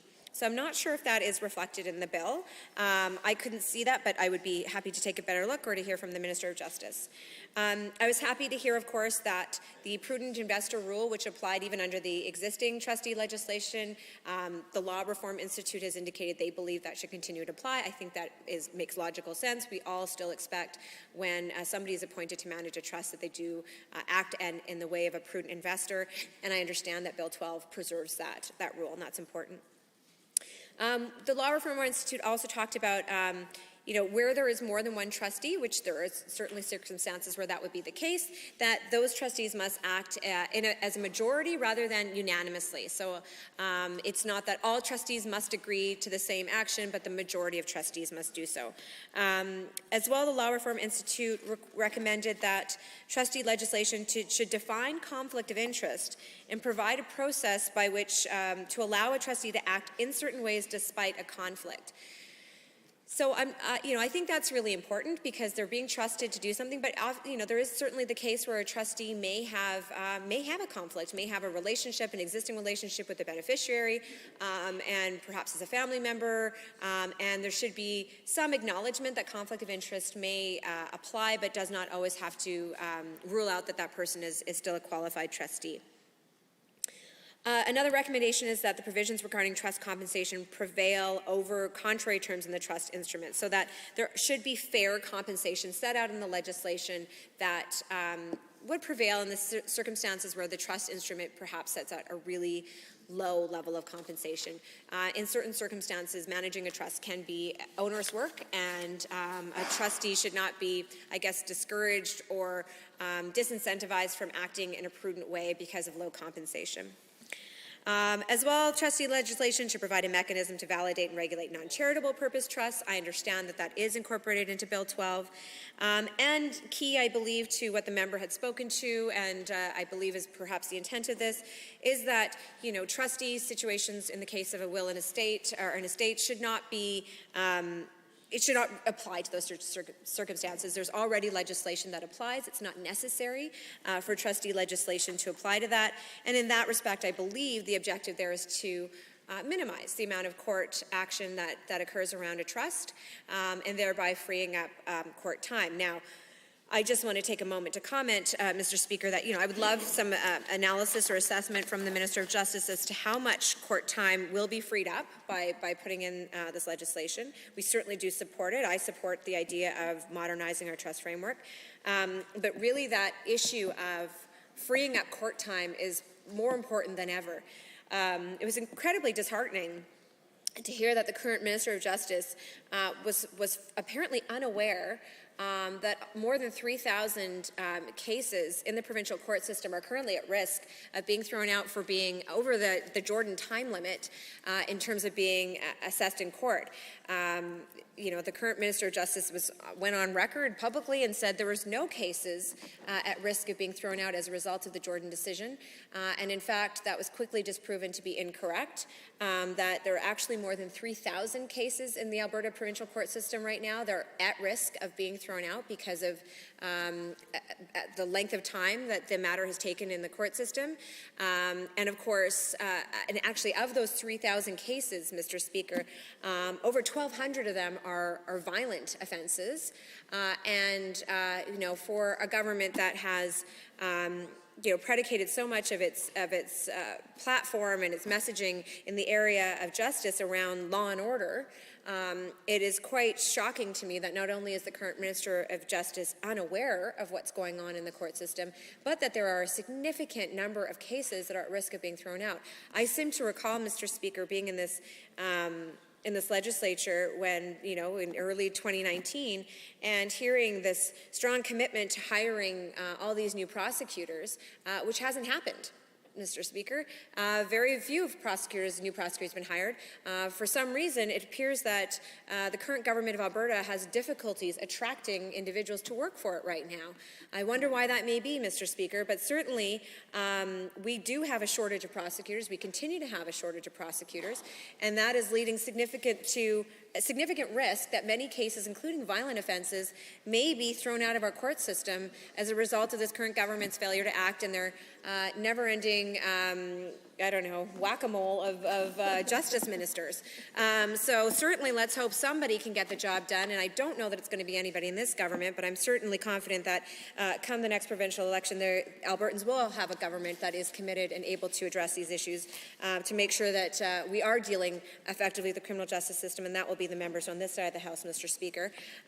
So when it comes to Bill 12, this is a moment where I think there can be agreement in this House that modernizing the trust system is certainly important, and this seems to be well welcomed in terms of doing this and updating our Trustee Act. I do hope it does free up some court time, because certainly we have a lot of cases to get through our courts, Mr. Speaker. But also I would be interested in hearing some feedback from the Minister of Justice or members from the government side as to which recommendations from the Alberta Law Reform Institute were not accepted, the reason that they were not accepted, and perhaps the feedback that came from stakeholders that led to those variations with respect to Bill 12. And I look forward, Mr. Speaker, to a spirited debate and discussion of Bill 12, the Trustees Act. Thank you, Mr. Speaker. Before the Assembly, second reading of Bill 12. Is there anyone else wishing to join in the debate? I see. The Honourable Member for Calgary Buffalo has risen. Speaker, for that introduction, and to continue on my colleague left off with regard to Bill 12, Trustee Act, I just want to say that when we were government, we did work in this area. Of course, we tried to look at modernizing aspects of this bill, this act. I apologize, and we met as through the Justice Solicitor General at the time, met with the Alberta Law Reform Institute, and talked about consultations that would improve and modernize this act, and talked about 23 new or modified recommendations. I don't know them all at this point in time, but I do know that the work that was done previously by our government had some benefit, and one of those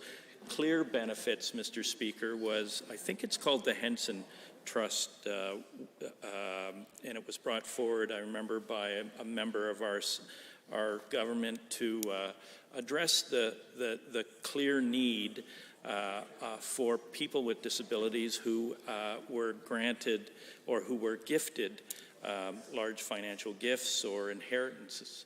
And previously, Mr. Speaker, as I understand it, disabled people in those situations would have been cut off AISH until the proceeds from those gifts or inheritance were drawn down. What our government did in passing legislation 2018 to make possible that there could be a trust set up for that individual, and they wouldn't have to draw down those funds. They wouldn't have to be cut off AISH until those funds were extinguished. And I was very pleased that I remember sitting in the House at that time, and the people who brought it forward were in the gallery, and they were very thankful that our government listened and made changes to this act at that time. And the member from, just trying to remember where he's from, I think he was Calgary, Curry, at the time, was the sponsor of that bill, bringing that forward, and that was a positive thing. I too, like my colleague from Edmonton Whitemud, wonder what has resulted in 10 of those recommendations that the Alberta Law Reform Institute proposed not coming forward at this time, and wonder what difference they could have made in this act had they been subsequently approved and written into this act. But I'm understand that this new framework will be of benefit, and listen to, of course, the member from Calgary Cross talk about this bill in the introduction to the second reading. We do need a more efficient court and judiciary, not the judiciary itself, Mr. Speaker, but efficiency around the kinds of things that are brought forward. We do need to lessen the need for conflicts that only can be, people feel that only can be solved in court. I think that's a good thing to look at improvements to this act, modernizing it in that respect, because that will better meet the needs of Albertans with respect to other significant issues that are before the courts. And my colleague from Edmonton Whitemud talked about some of those, namely the large number of cases that are potentially going to be thrown out of court. 3,000 cases are beyond 18-month timeline established by the Jordan decision. And the fact that our current Justice Minister was aware of that is very concerning. And we need to obviously focus court time and attention where appropriate on those kinds of cases so that we deal with the egregious crimes for which people are alleged to have committed, and not see those people walk from that situation as a result of the Jordan decision being levied. I also know that when I was reading through the bill and listening to the member from Calgary Cross talk about it, he mentioned that it adapted to the modern business. Of course, my colleague from Edmonton Whitemud talked about 1893, I think, when the initial principles were laid out, that statute was laid out, that our previous act is based in part on, and just with respect to modernizing this act so that it relates to current business practices.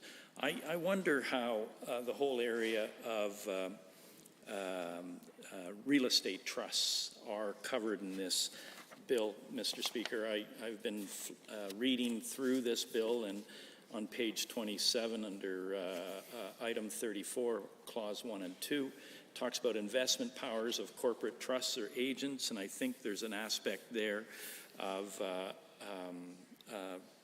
real estate investment trusts, and there are other parts of this bill that probably are reflective of real estate investment trusts, and it would be helpful to hear from the sponsor, member from Calgary Cross, where other parts in this bill talk about trust, because I know that the area that I represent, Calgary, Buffalo, I think it is, and I don't think I'm incorrect in saying, I think the highest density of population in this province is in that community of Calgary, Buffalo, that riding of Calgary, Buffalo. Basically the Beltline, the Mission District, the west end of downtown, the east end of downtown the river East Village, and Connaught. Those areas are predominantly apartment buildings, predominantly older apartment buildings that were built in the 70s in Calgary, 80s and 90s. And there are a number of condominiums now that are coming up throughout the riding of Calgary-Buffalo. And it's not the newer ones that are being built and are condominiumized. It's the older ones that are 4-story to 8-story that have caught the attention of real estate investment trusts. And we know, of course, that investors receive returns on their investments without needing the expertise to buy or manage any properties themselves. So they pool capital, and I just wonder, in this Trustee Act, which I understand modernizes the situation for real estate investment trusts, how in fact it does that in this bill, and potentially if the sponsor can, or the minister can make that more clear as we go forward in debate of this bill. Real estate investment trusts are relatively new. In the 1990s, they started to take off in this country as a result of the federal government and provincial government stepping back from investing in the creation of affordable housing, social housing in this country.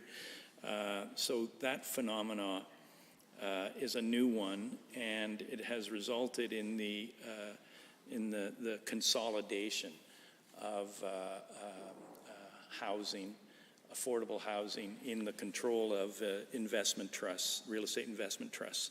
And there's not necessarily the greatest track record. Many people, including those who are in long-term rental situations in older apartments, are concerned about their tenure in those apartments because of the desire of the REIT to get the most profit from those investments. The amount of actual affordable housing on the market in Canada has decreased as a result of REITs being involved and making greater profit as a result of increasing rents or shutting down their buildings so that they can be remodeled and rented at a higher level. And this Trustee Act, as the sponsor said, is being adapted so that modern business can work better, I guess, as a result of their being subsumed in this act.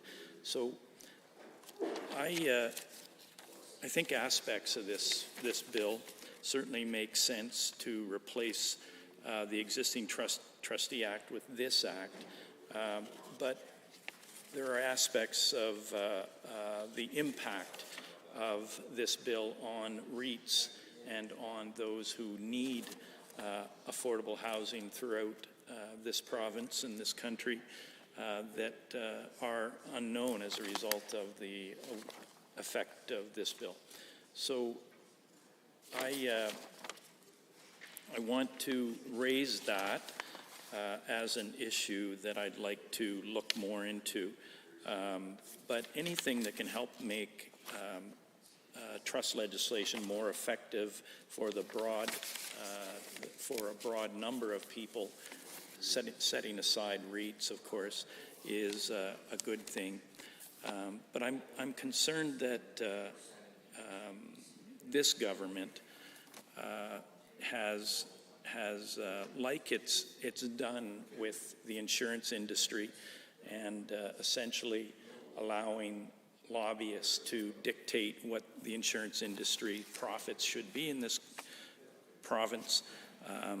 I'm concerned that potentially the same was done to allow REITs to dictate how they should be treated under this act, because we've seen that in the past with not only healthcare and insurance, and now in the justice area potentially through this Trust Act revision, that this government can't be trusted to work in the best interests of the broad number of Albertans.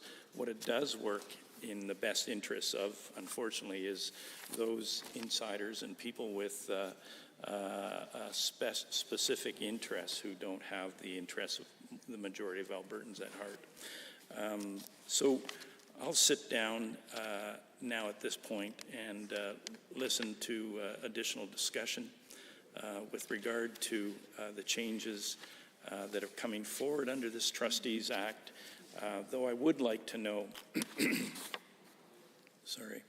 I would like to know other parts of this act that, for instance, real estate investment trusts are potentially impacted by, because it's not all that clear. Of course, reading through it, there are a number of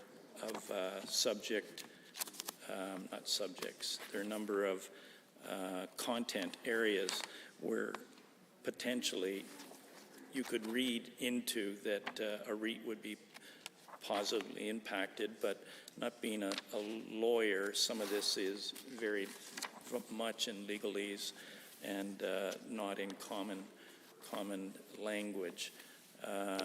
So I certainly sit down and benefit from listening to other people talk about this. Just one more thing.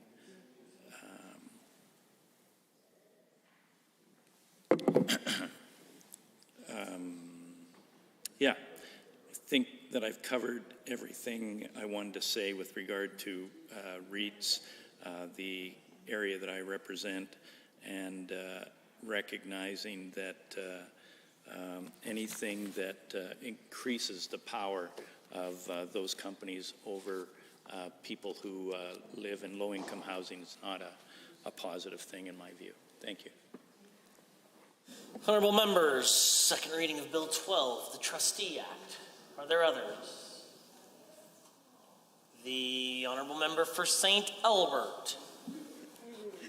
Thank you, Mr. Speaker. It's my pleasure to rise and speak to Bill 12, the Trustee Act in second reading. And, let me just begin with both of my colleagues have mentioned this, and I'm actually very curious. So I understand that the vast majority of recommendations that were made by the Alberta Law Review Institute, I think there were 90 of them. I'm just looking at them now.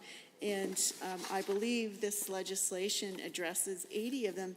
And I'm really curious which 10 were left out. I just had a quick look at all of them. And again, I'll preface this, I'm not a lawyer, but they all look quite reasonable. So I'm actually quite curious. I hope that somebody from the other side will just explain which 10 were not addressed and perhaps why. Maybe they weren't necessary. I think that would be quite helpful. You learn something every day. I didn't realize until I started looking at this legislation that that there have been amendments to the Trustee Act, but it's actually never comprehensively been reviewed, and it's based on an 1893 English statute that certainly has fallen out of step with modern practices and issues. And so that is great that this legislation will address some of those shortfalls. So the bill does develop a framework for all trusts, which is certainly an improvement, and establishes more provisions for the day-to-day management of the trust. It further clarifies the duties of trustees, and there are, well, it certainly does that.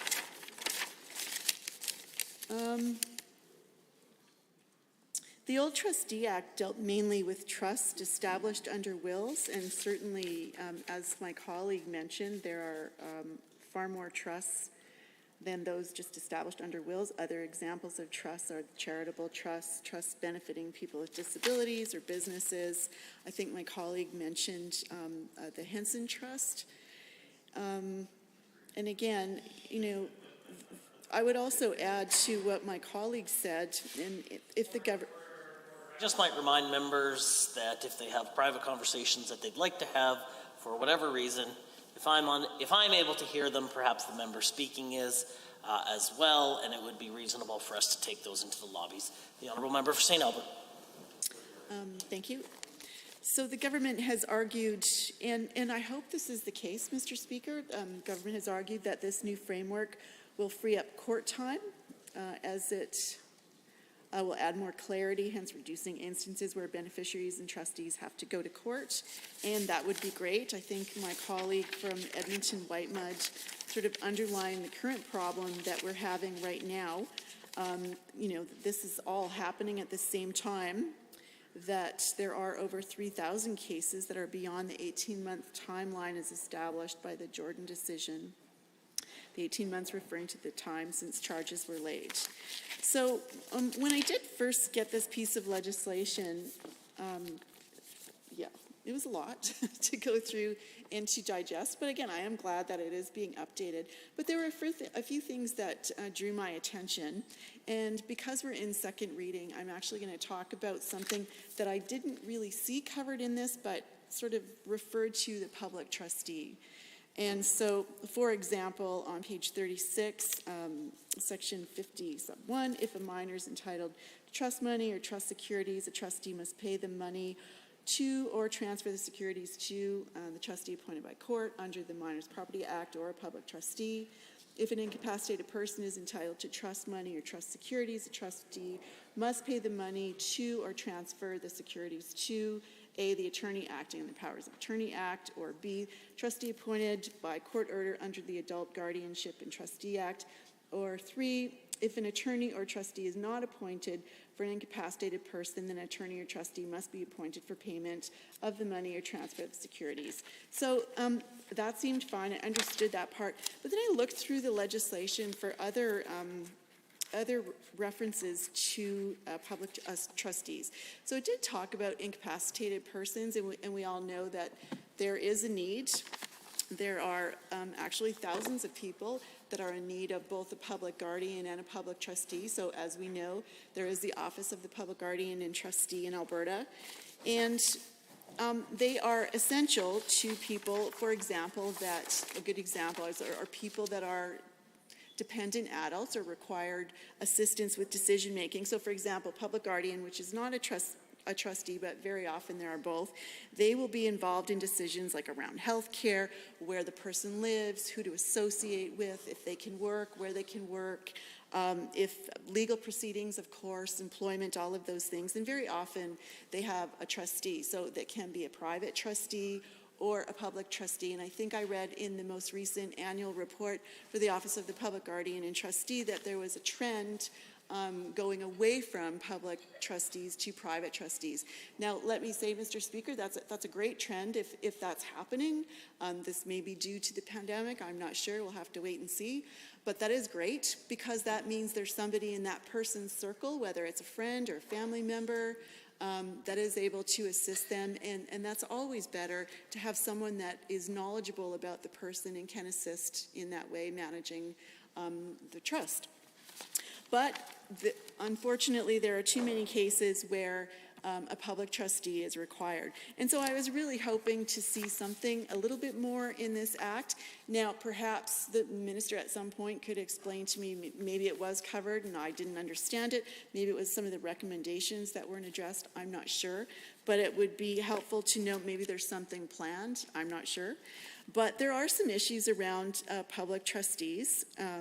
Now, maybe members of this House don't know, I think there is a threshold that a person, like a dependent adult who would require a public trustee, I think they have to have a minimum of assets of $5,000. Now, as you can imagine, somebody who's on CPPD, which is CPP, like pension with disability, or AISH, the chances of them having $5,000 in assets are not great.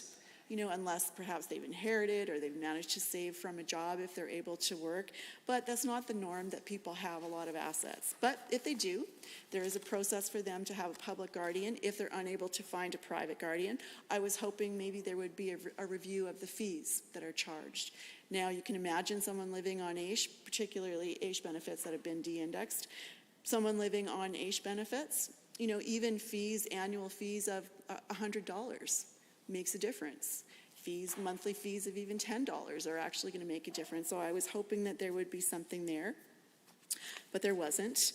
The other thing that I wanted to talk about, there was another piece, and this is also under the Office of the Public Guardian and Trustee, and I could see that maybe it wouldn't fit into legislation like this, but it would have been nice to see even mention of it, or perhaps there are plans in the future. There is another program, it used to be called it was I think called the AISH or CPPD administration, and what that was, it was a trustee that would actually help people, and it was voluntary, would actually help people manage their money, people that were AISH recipients or CPPD recipients who didn't meet that threshold of $5,000 in assets could actually use this program. Now, it wouldn't manage, let's say, gifts they received or any kind of employment income. It would simply help manage AISH or CPPD monies. And what that would do would ensure that primary bills would be paid. So, for example, rent, utilities, things like that. It would actually help people because, as you can imagine, that people that are dependent adults that require assistance with, significant decisions, life decisions, are very often vulnerable to perhaps lending out money they don't have, or making bad decisions about credit cards, or getting credit cards they shouldn't have, or getting phone plans they maybe didn't look through, things like that. So having assistance through a public trustee's office, in this case an informal trustee, and the program is now called the Informal Benefits Administration Program, was actually a terrific program, and it gave some protection. Some of the protection that we see outlined in this piece of legislation for people that don't have large trusts, that don't have a lot of assets. So it would have been nice to see that, but I did not see that. The other thing, this legislation talks about conflict of interest and all of those things, and sadly there are many cases where private trustees, there are issues. So, for example, let's say it's an extended family member. I'm going to give you a specific example, Mr. Speaker, and this is sort of where I'm coming from with this anecdotal information that I had many years ago. We were helping to support a fellow. He's no longer with us, but his only source of income would have been AISH, and perhaps if he received any kind of gifts or like a GST rebate, something like that. So this was not a wealthy man, and he had a pretty significant complex disability, and he had a nephew that had stepped up to be his private trustee. So he wasn't required to get a public trustee to manage his non-existent trust. And what we saw a pattern, and again, he would show us his bank statement, and we saw this drawing of, let's say, $150 every single month. So after all the bills were paid, there'd be a little bit of money left over for an AISH recipient. It's not much.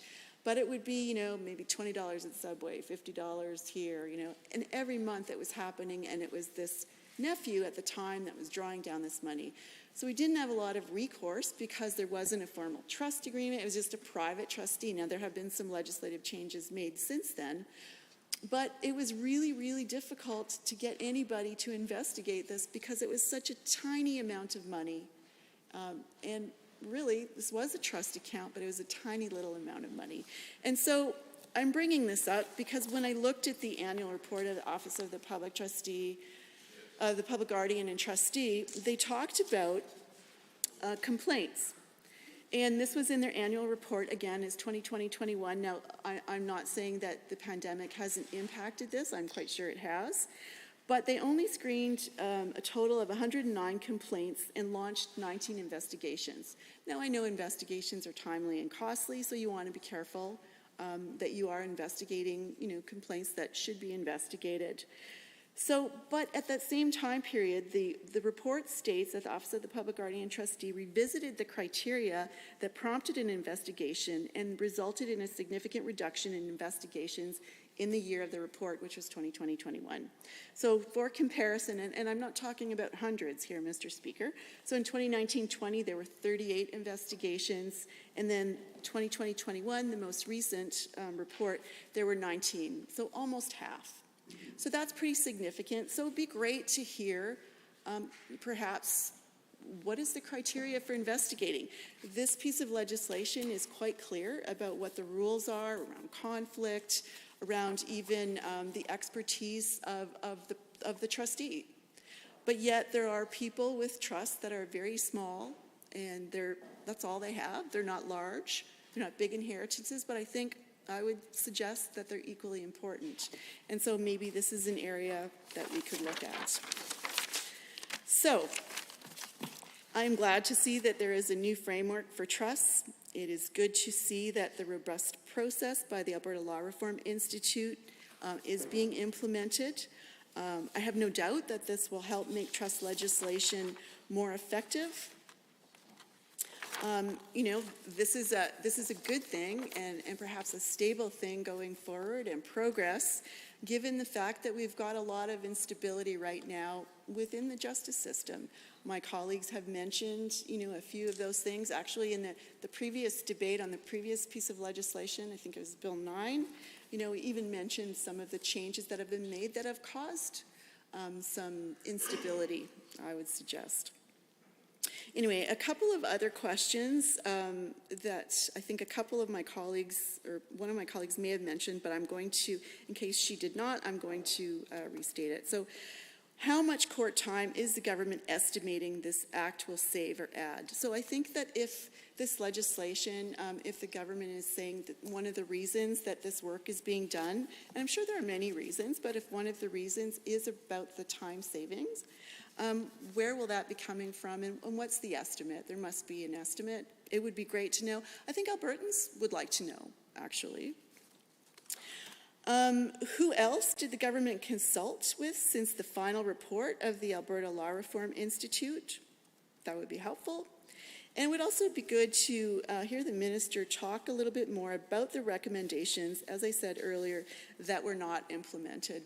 So I think that we've all learned in this place that sometimes we focus a little bit on what isn't said, because sometimes there's a lot of information there.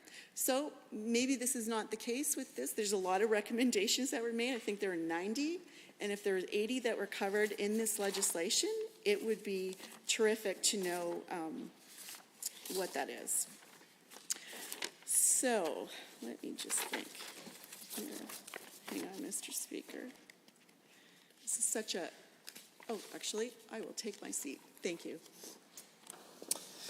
Are there others on second reading of Bill 12? The Honourable Member for Edmonton City Centre has the call. Thank you, Mr. Speaker. Appreciate the opportunity to rise and speak at second reading of the Bill 12, the Trustee Act. Now, certainly this is a fairly technical and involved piece of legislation, somewhat specialized. Certainly, I recognize that presents a bit of a challenge. There's quite a bit of material here on a very specialized subject, but I would reflect it is something that does impact a lot of everyday Albertans. Indeed, this is something that indeed impacts my own family. I have a niece who is on the FAS spectrum. Beautiful young woman, very intelligent, very talented. Very artistic, plays the drums, always had a natural knack for rhythm from the time that she was very young. Loves to paint. She's been through the child care program over at MacEwan University, audited the program, has worked for the YWCA here in Edmonton. As a volunteer, taking care of children, loves that work. But indeed, she is in a position where some of the challenges that she has means that she is not able to manage her own money and her own finances. So indeed, there's a guardianship arrangement amongst members of my family to help look after her finances, take care of those aspects of her life, and to provide her then with the support to be able to do all of the things that she enjoys and indeed make some real contributions to her community, to her church, indeed to our family. So I think it is incredibly important that we have quality legislation overseeing that, and my understanding is this is coming forward to modernize the legislation that we have that governs these sorts of trustee relationships, guardian relationships here in the province of Alberta, and certainly I welcome that. We recognize that there's a lot of different kinds of trusts, so a lot of different ways that this can be set up. We've heard talk about real estate trusts, and indeed the member for Calgary-Buffalo spoke a bit about a new kind of trust that was set up during the time we were in government by one of my colleagues and a friend of mine, former colleagues, Mr. Brian Malkinson, who was the MLA for Calgary-Curry. And I know he was very passionate on this issue, Mr. Speaker, having spoken with a large number of folks across the province of Alberta who had family members who were on AISH. And indeed, we're looking for the opportunity to be able to provide for those family members. And so he worked to bring forward legislation to establish what is known as a Henson Trust in the province of Alberta that's used to hold an inheritance for the benefit of a handicapped individual, which wouldn't affect their eligibility for income support programs like AISH. And Alberta at that time was the only jurisdiction in Canada that did not allow for that kind of discretionary trust.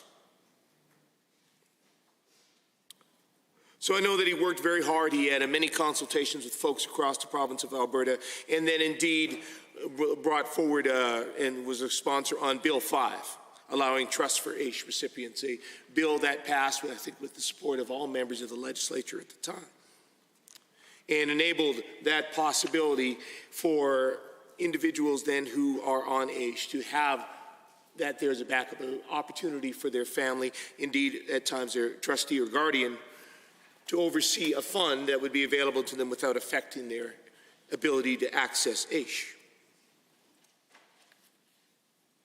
And that's extremely important, Mr. Speaker. As we are considering Bill 12, the Trustee Act, it just caused me to reflect that indeed there are some real challenges for folks who are on AISH. Certainly we know under this government we have seen them make the decision to de-index AISH. That was despite a promise during their election campaign that they would maintain the indexing of AISH for individuals who rely on that. I guess you could say promise made, promise broken, Mr. Speaker. So that was indeed unfortunate. So it is important, again, that we are observing how we can best set up these situations to be able to look after folks, particularly when, unfortunately, we have a government that in many respects is certainly not. You know, in speaking about this bill, the Minister of Justice remarked that outdated trust laws are burdensome for Albertans, trustees, and the legal community. By modernizing these laws, trustees have greater accountability and will be simpler to create trust for Alberta. And certainly, you know, Mr. Speaker, accountability is important. It has certainly been at many times, I think, a weak point for this government.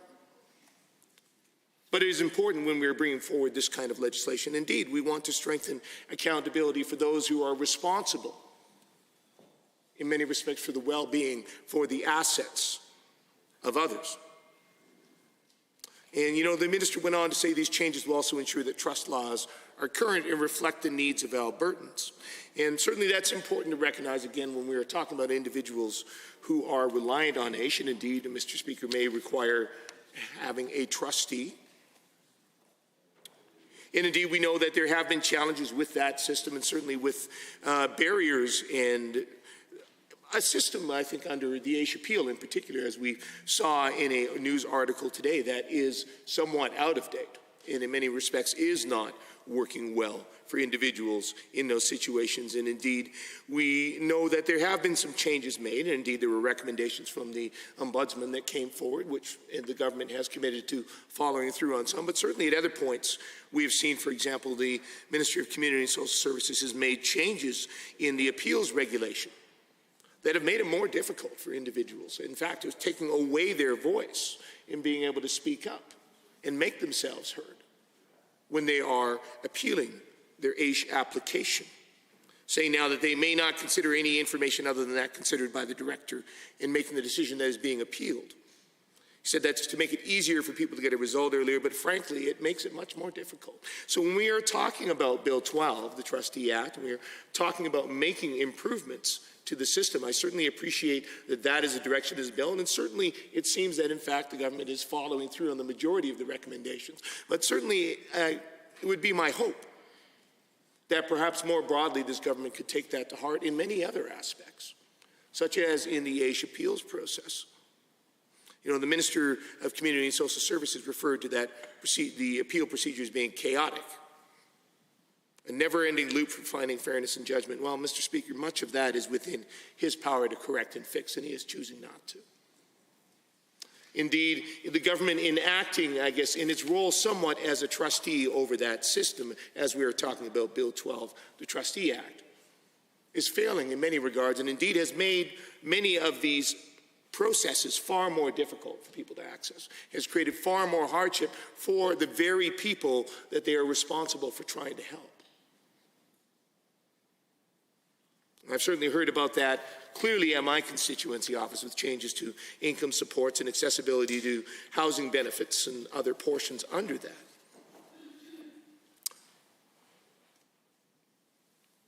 But speaking of Bill 12 in the Trustee Act,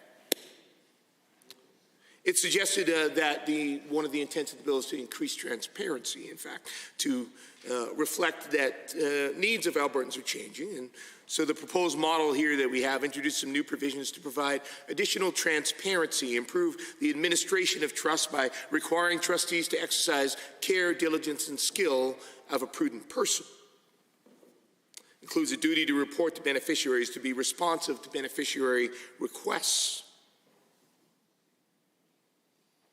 And it carries over some pieces of the previous legislation, is my understanding, such as the prudent investor rules that require a trustee to make investment decisions based on reasonable returns while avoiding undue risk. Certainly that seems appropriate. Mr. Speaker, that is in line with the recommendations that were brought forward for changes that should be made, though it does put me in mind of it does cause me to think a bit about this government's own decisions in some respects, again, where it is responsible, particularly in terms of, you know, having taken the Alberta Teachers Retirement Fund, the Special Forces Pension Plan, the Local Authorities Pension Plan, the Public Sector Pension Plan, and legally requiring them to be managed by AIMCO, taking away choice and jurisdiction from the individuals who have their pensions within those plans. Argued that consolidation would allow for better economy of scale, lower costs overall. But frankly, the folks that were invested in those plans did not buy it. And indeed, you know, when we had a bill that came forward to try to increase transparency, to try to increase protection, a bill that was brought forward by the member for Lethbridge West, Bill 208, the Alberta Investment and Management Corporation Amendment Act, this government's members voted it down, did not even allow it to come for debate on the floor of the legislature. So again, while I appreciate that Bill 12 is indeed making some important changes to increase transparency, to ensure that when we are dealing with funds that belong to other people, that are being managed on behalf of other people, that there is transparency and a requirement that there be demonstrated good and due diligence, something that which we unfortunately often do not see from this government in its care of the public tax dollars of the people of Alberta.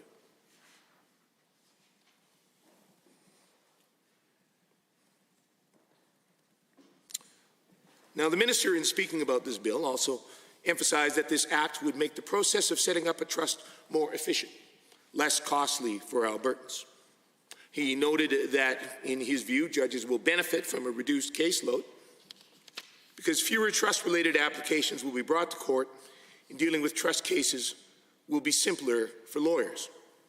Now, certainly, Mr. Speaker, I can appreciate that being a valuable thing to do.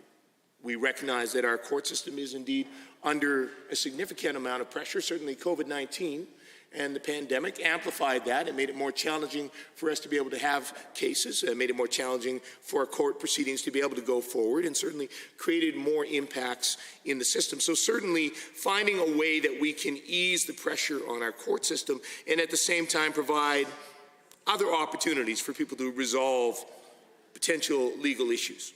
Or indeed, not even legal issues, but simply to set up a trust, to go through the legal mechanisms of getting this established and providing this oversight and this support for Albertans who require a trustee certainly seems like a reasonable step and an important thing.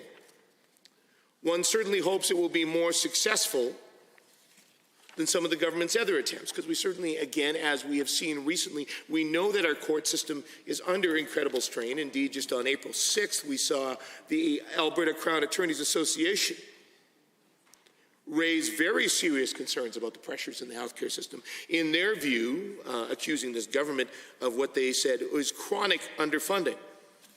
Indeed, they said that chronic underfunding, in their words, was creating a crisis in the justice system. They highlighted the significant vacancies for Crown prosecutors, which indeed is, I suppose, a reason to enact pieces like we have here in Bill 12 to help ease the pressure on that system. But probably it would be better, Mr. Speaker, if we were actually filling those vacancies. The association reached a point where they've actually even threatened to strike, Mr. Speaker, as we face over 3,000 cases beyond the 18-month time limit established by the Jordan decision.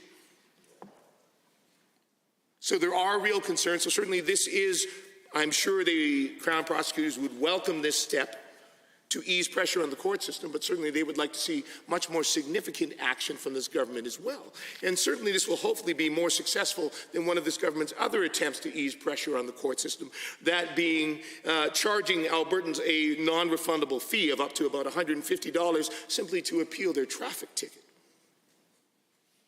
So we certainly heard a large outcry from many Albertans about this government attempting to make it more difficult for Albertans to simply access justice, have that opportunity to argue their case. And it's unfortunate, Mr. Speaker, that in so many situations where this government is ostensibly trying to streamline the system, they are creating further burden and obstacles for Albertans, much as I spoke about with the changes that they have made to AISH to improve the administrative process, apparently, or income supports, or many of these other things. But indeed, they are doing that on the backs of Albertans who are struggling and are in need. So certainly when they are streamlining the systems, there is a good reason to ask whether they are doing that for the sake of Albertans, or whether they're doing that for the sake of the systems, the processes, and the bureaucracy.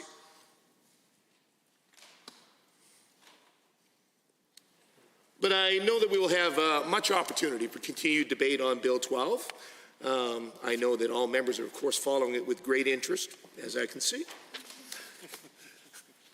But I'm sure we will have many members who have the opportunity to address this, and probably in more detail and perhaps with a bit more expertise than I'm admittedly personally able to bring to bear. But that said, I appreciate the opportunity to add a few thoughts on the record in this debate. Honourable members, Bill 12 for second reading. The Honourable Member for Edmonton Decor. Well, thank you, Mr. Speaker. Happy to rise here this evening, add some other thoughts to Bill 12, Trustee Act. And like my friend from St. Albert, I too am not a lawyer. And so I think I might be approaching some of my comments here this evening as the critic for red tape reduction.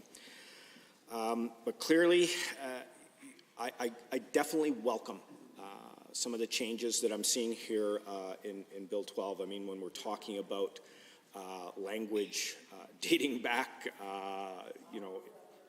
a century, it's certainly time to update these things. And so, when I think about, I guess, how long it's taken us to get to this point, I wonder, perhaps maybe why the former Minister for Red Tape Reduction didn't take a look at updating some of this.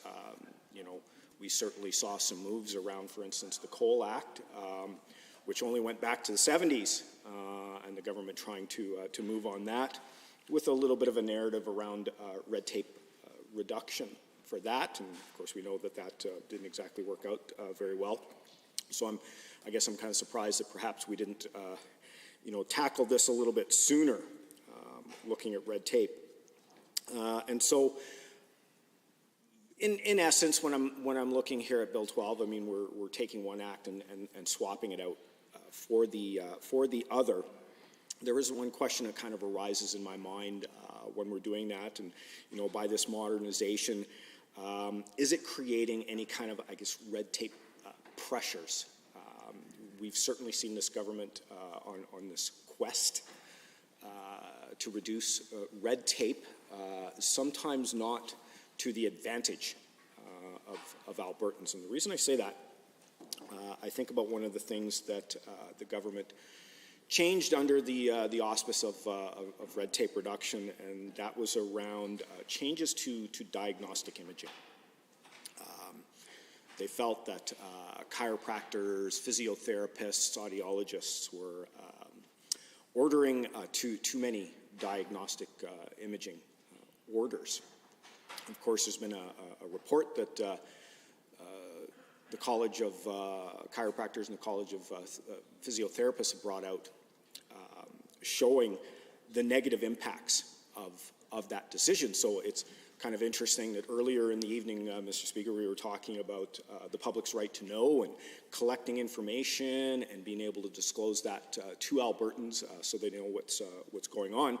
Yet here we are sitting on a report that very clearly shows the negative impacts of the red tape reduction around diagnostic imaging, causing longer waits for patients to get care from their chiropractors or physiotherapists, and it's even costing the system more. I believe it's somewhere around $4 million more. And so when I'm looking at Bill 12, one of the questions that pop up because of that would be, how much court time is the government estimating that this act change will save, or what's even more important, will add? Hence why I made that reference to the diagnostic imaging, because it's added more time to Albertans being able to get timely care in terms of having to take extra steps to be able to get diagnostic imaging to diagnose their problems, being able to get that information in a timely manner, and then being able to actually get care, which has resulted in more expenses to the healthcare system, which could have been redirected elsewhere because of that. So, are we actually going to save court time out of this, or is it going to be added? So, I'm hoping that throughout the discussion on Bill 12 and perhaps maybe even in committee of the whole, when we get a chance to kind of go back and forth a little bit, we'll be able to suss through some of that information, and perhaps maybe not repeat the mistakes that were made around the changes to diagnostic imaging.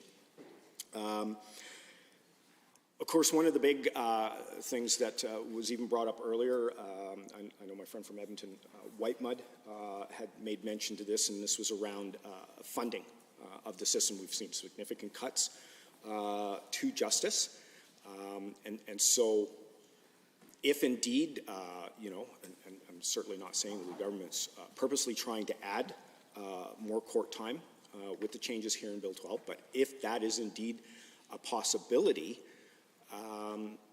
even though the changes are needed, as I mentioned in my comments right from the beginning, I mean, we're dealing with language from what was the date, something like 1893. We have to get it updated. But if that does indeed create more court time, is the government prepared to fund that in terms of more court space or more prosecutors, whatever the case may be? We all know when it comes to trusteeships, sometimes there's some fantastic stories out there with regards to how somebody's estate or affairs are managed, and we've also heard some very serious horror stories as well. I don't think there's one person in the House that hasn't heard both of those situations happening. And so if we are going to add additional pressures to the court because of this, are you prepared to fund them? Because that's the critical piece here. Again, referencing back to diagnostic imaging. You know, the whole claim was, let's streamline the system, you know, let's cut waste, let's save money, and it did neither of those. None of that actually happened. Wait times increased, more steps to take, more taxpayer dollars being spent. And, you know, perhaps maybe, you know, if we had a little bit more public knowledge, you know, information, data available to Albertans, we could find out maybe sort of what's going on. For instance, with that change, I mean, we know that anywhere between $10 and $15 million is being spent on the red tape reduction ministry, and all we really have to show for it is a letter grade. That's how we're measuring that money well spent. You know, it's great that we're getting this letter grade, but as I said, there's Albertans that are waiting to get care, and they're paying more for it, simply because we made a change under the guise of red tape reduction. So when I'm looking at Bill 12, I do have that concern. So with the changes and potentially any new regulations that need to be changed, is that going to be measured on that red tape scale? And so is there now going to be pressures to try to reduce something else, because, you know, the whole need to reduce it by 1/3 by the end of the term, one in, one out, even though we need to update the legislation, that is not in dispute here.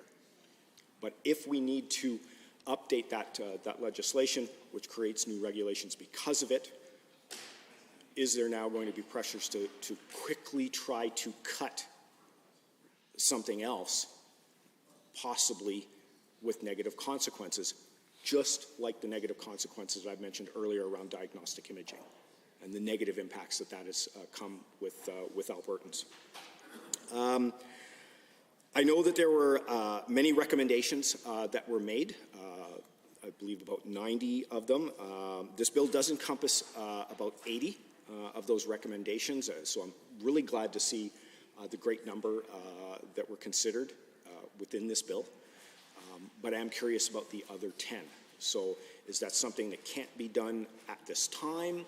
Is it on the list to get done going forward? You just need more time. So it'd be nice to hear back a little bit around some of those things that weren't made. I know, for instance, I guess to get a specific, Mr. Speaker, around recommendation 11, how Institute recommends defining a represented adult and an incapacitated person in the different acts. So hopefully, you know, I understand that sometimes changes in one act can start to influence others. So hopefully we're taking a close look at those, keeping track of that, not missing anything, creating, you know, sort of little complications later on that we're going to have to try to adjust on the fly. So for the most part, like I said, I'm not necessarily opposed to this piece of legislation. It definitely needs to be done. It's just language that's way too outdated. We need to move forward on. But hopefully, you know, we'll get a chance to hear from some of the ministers around some of the questions that I have.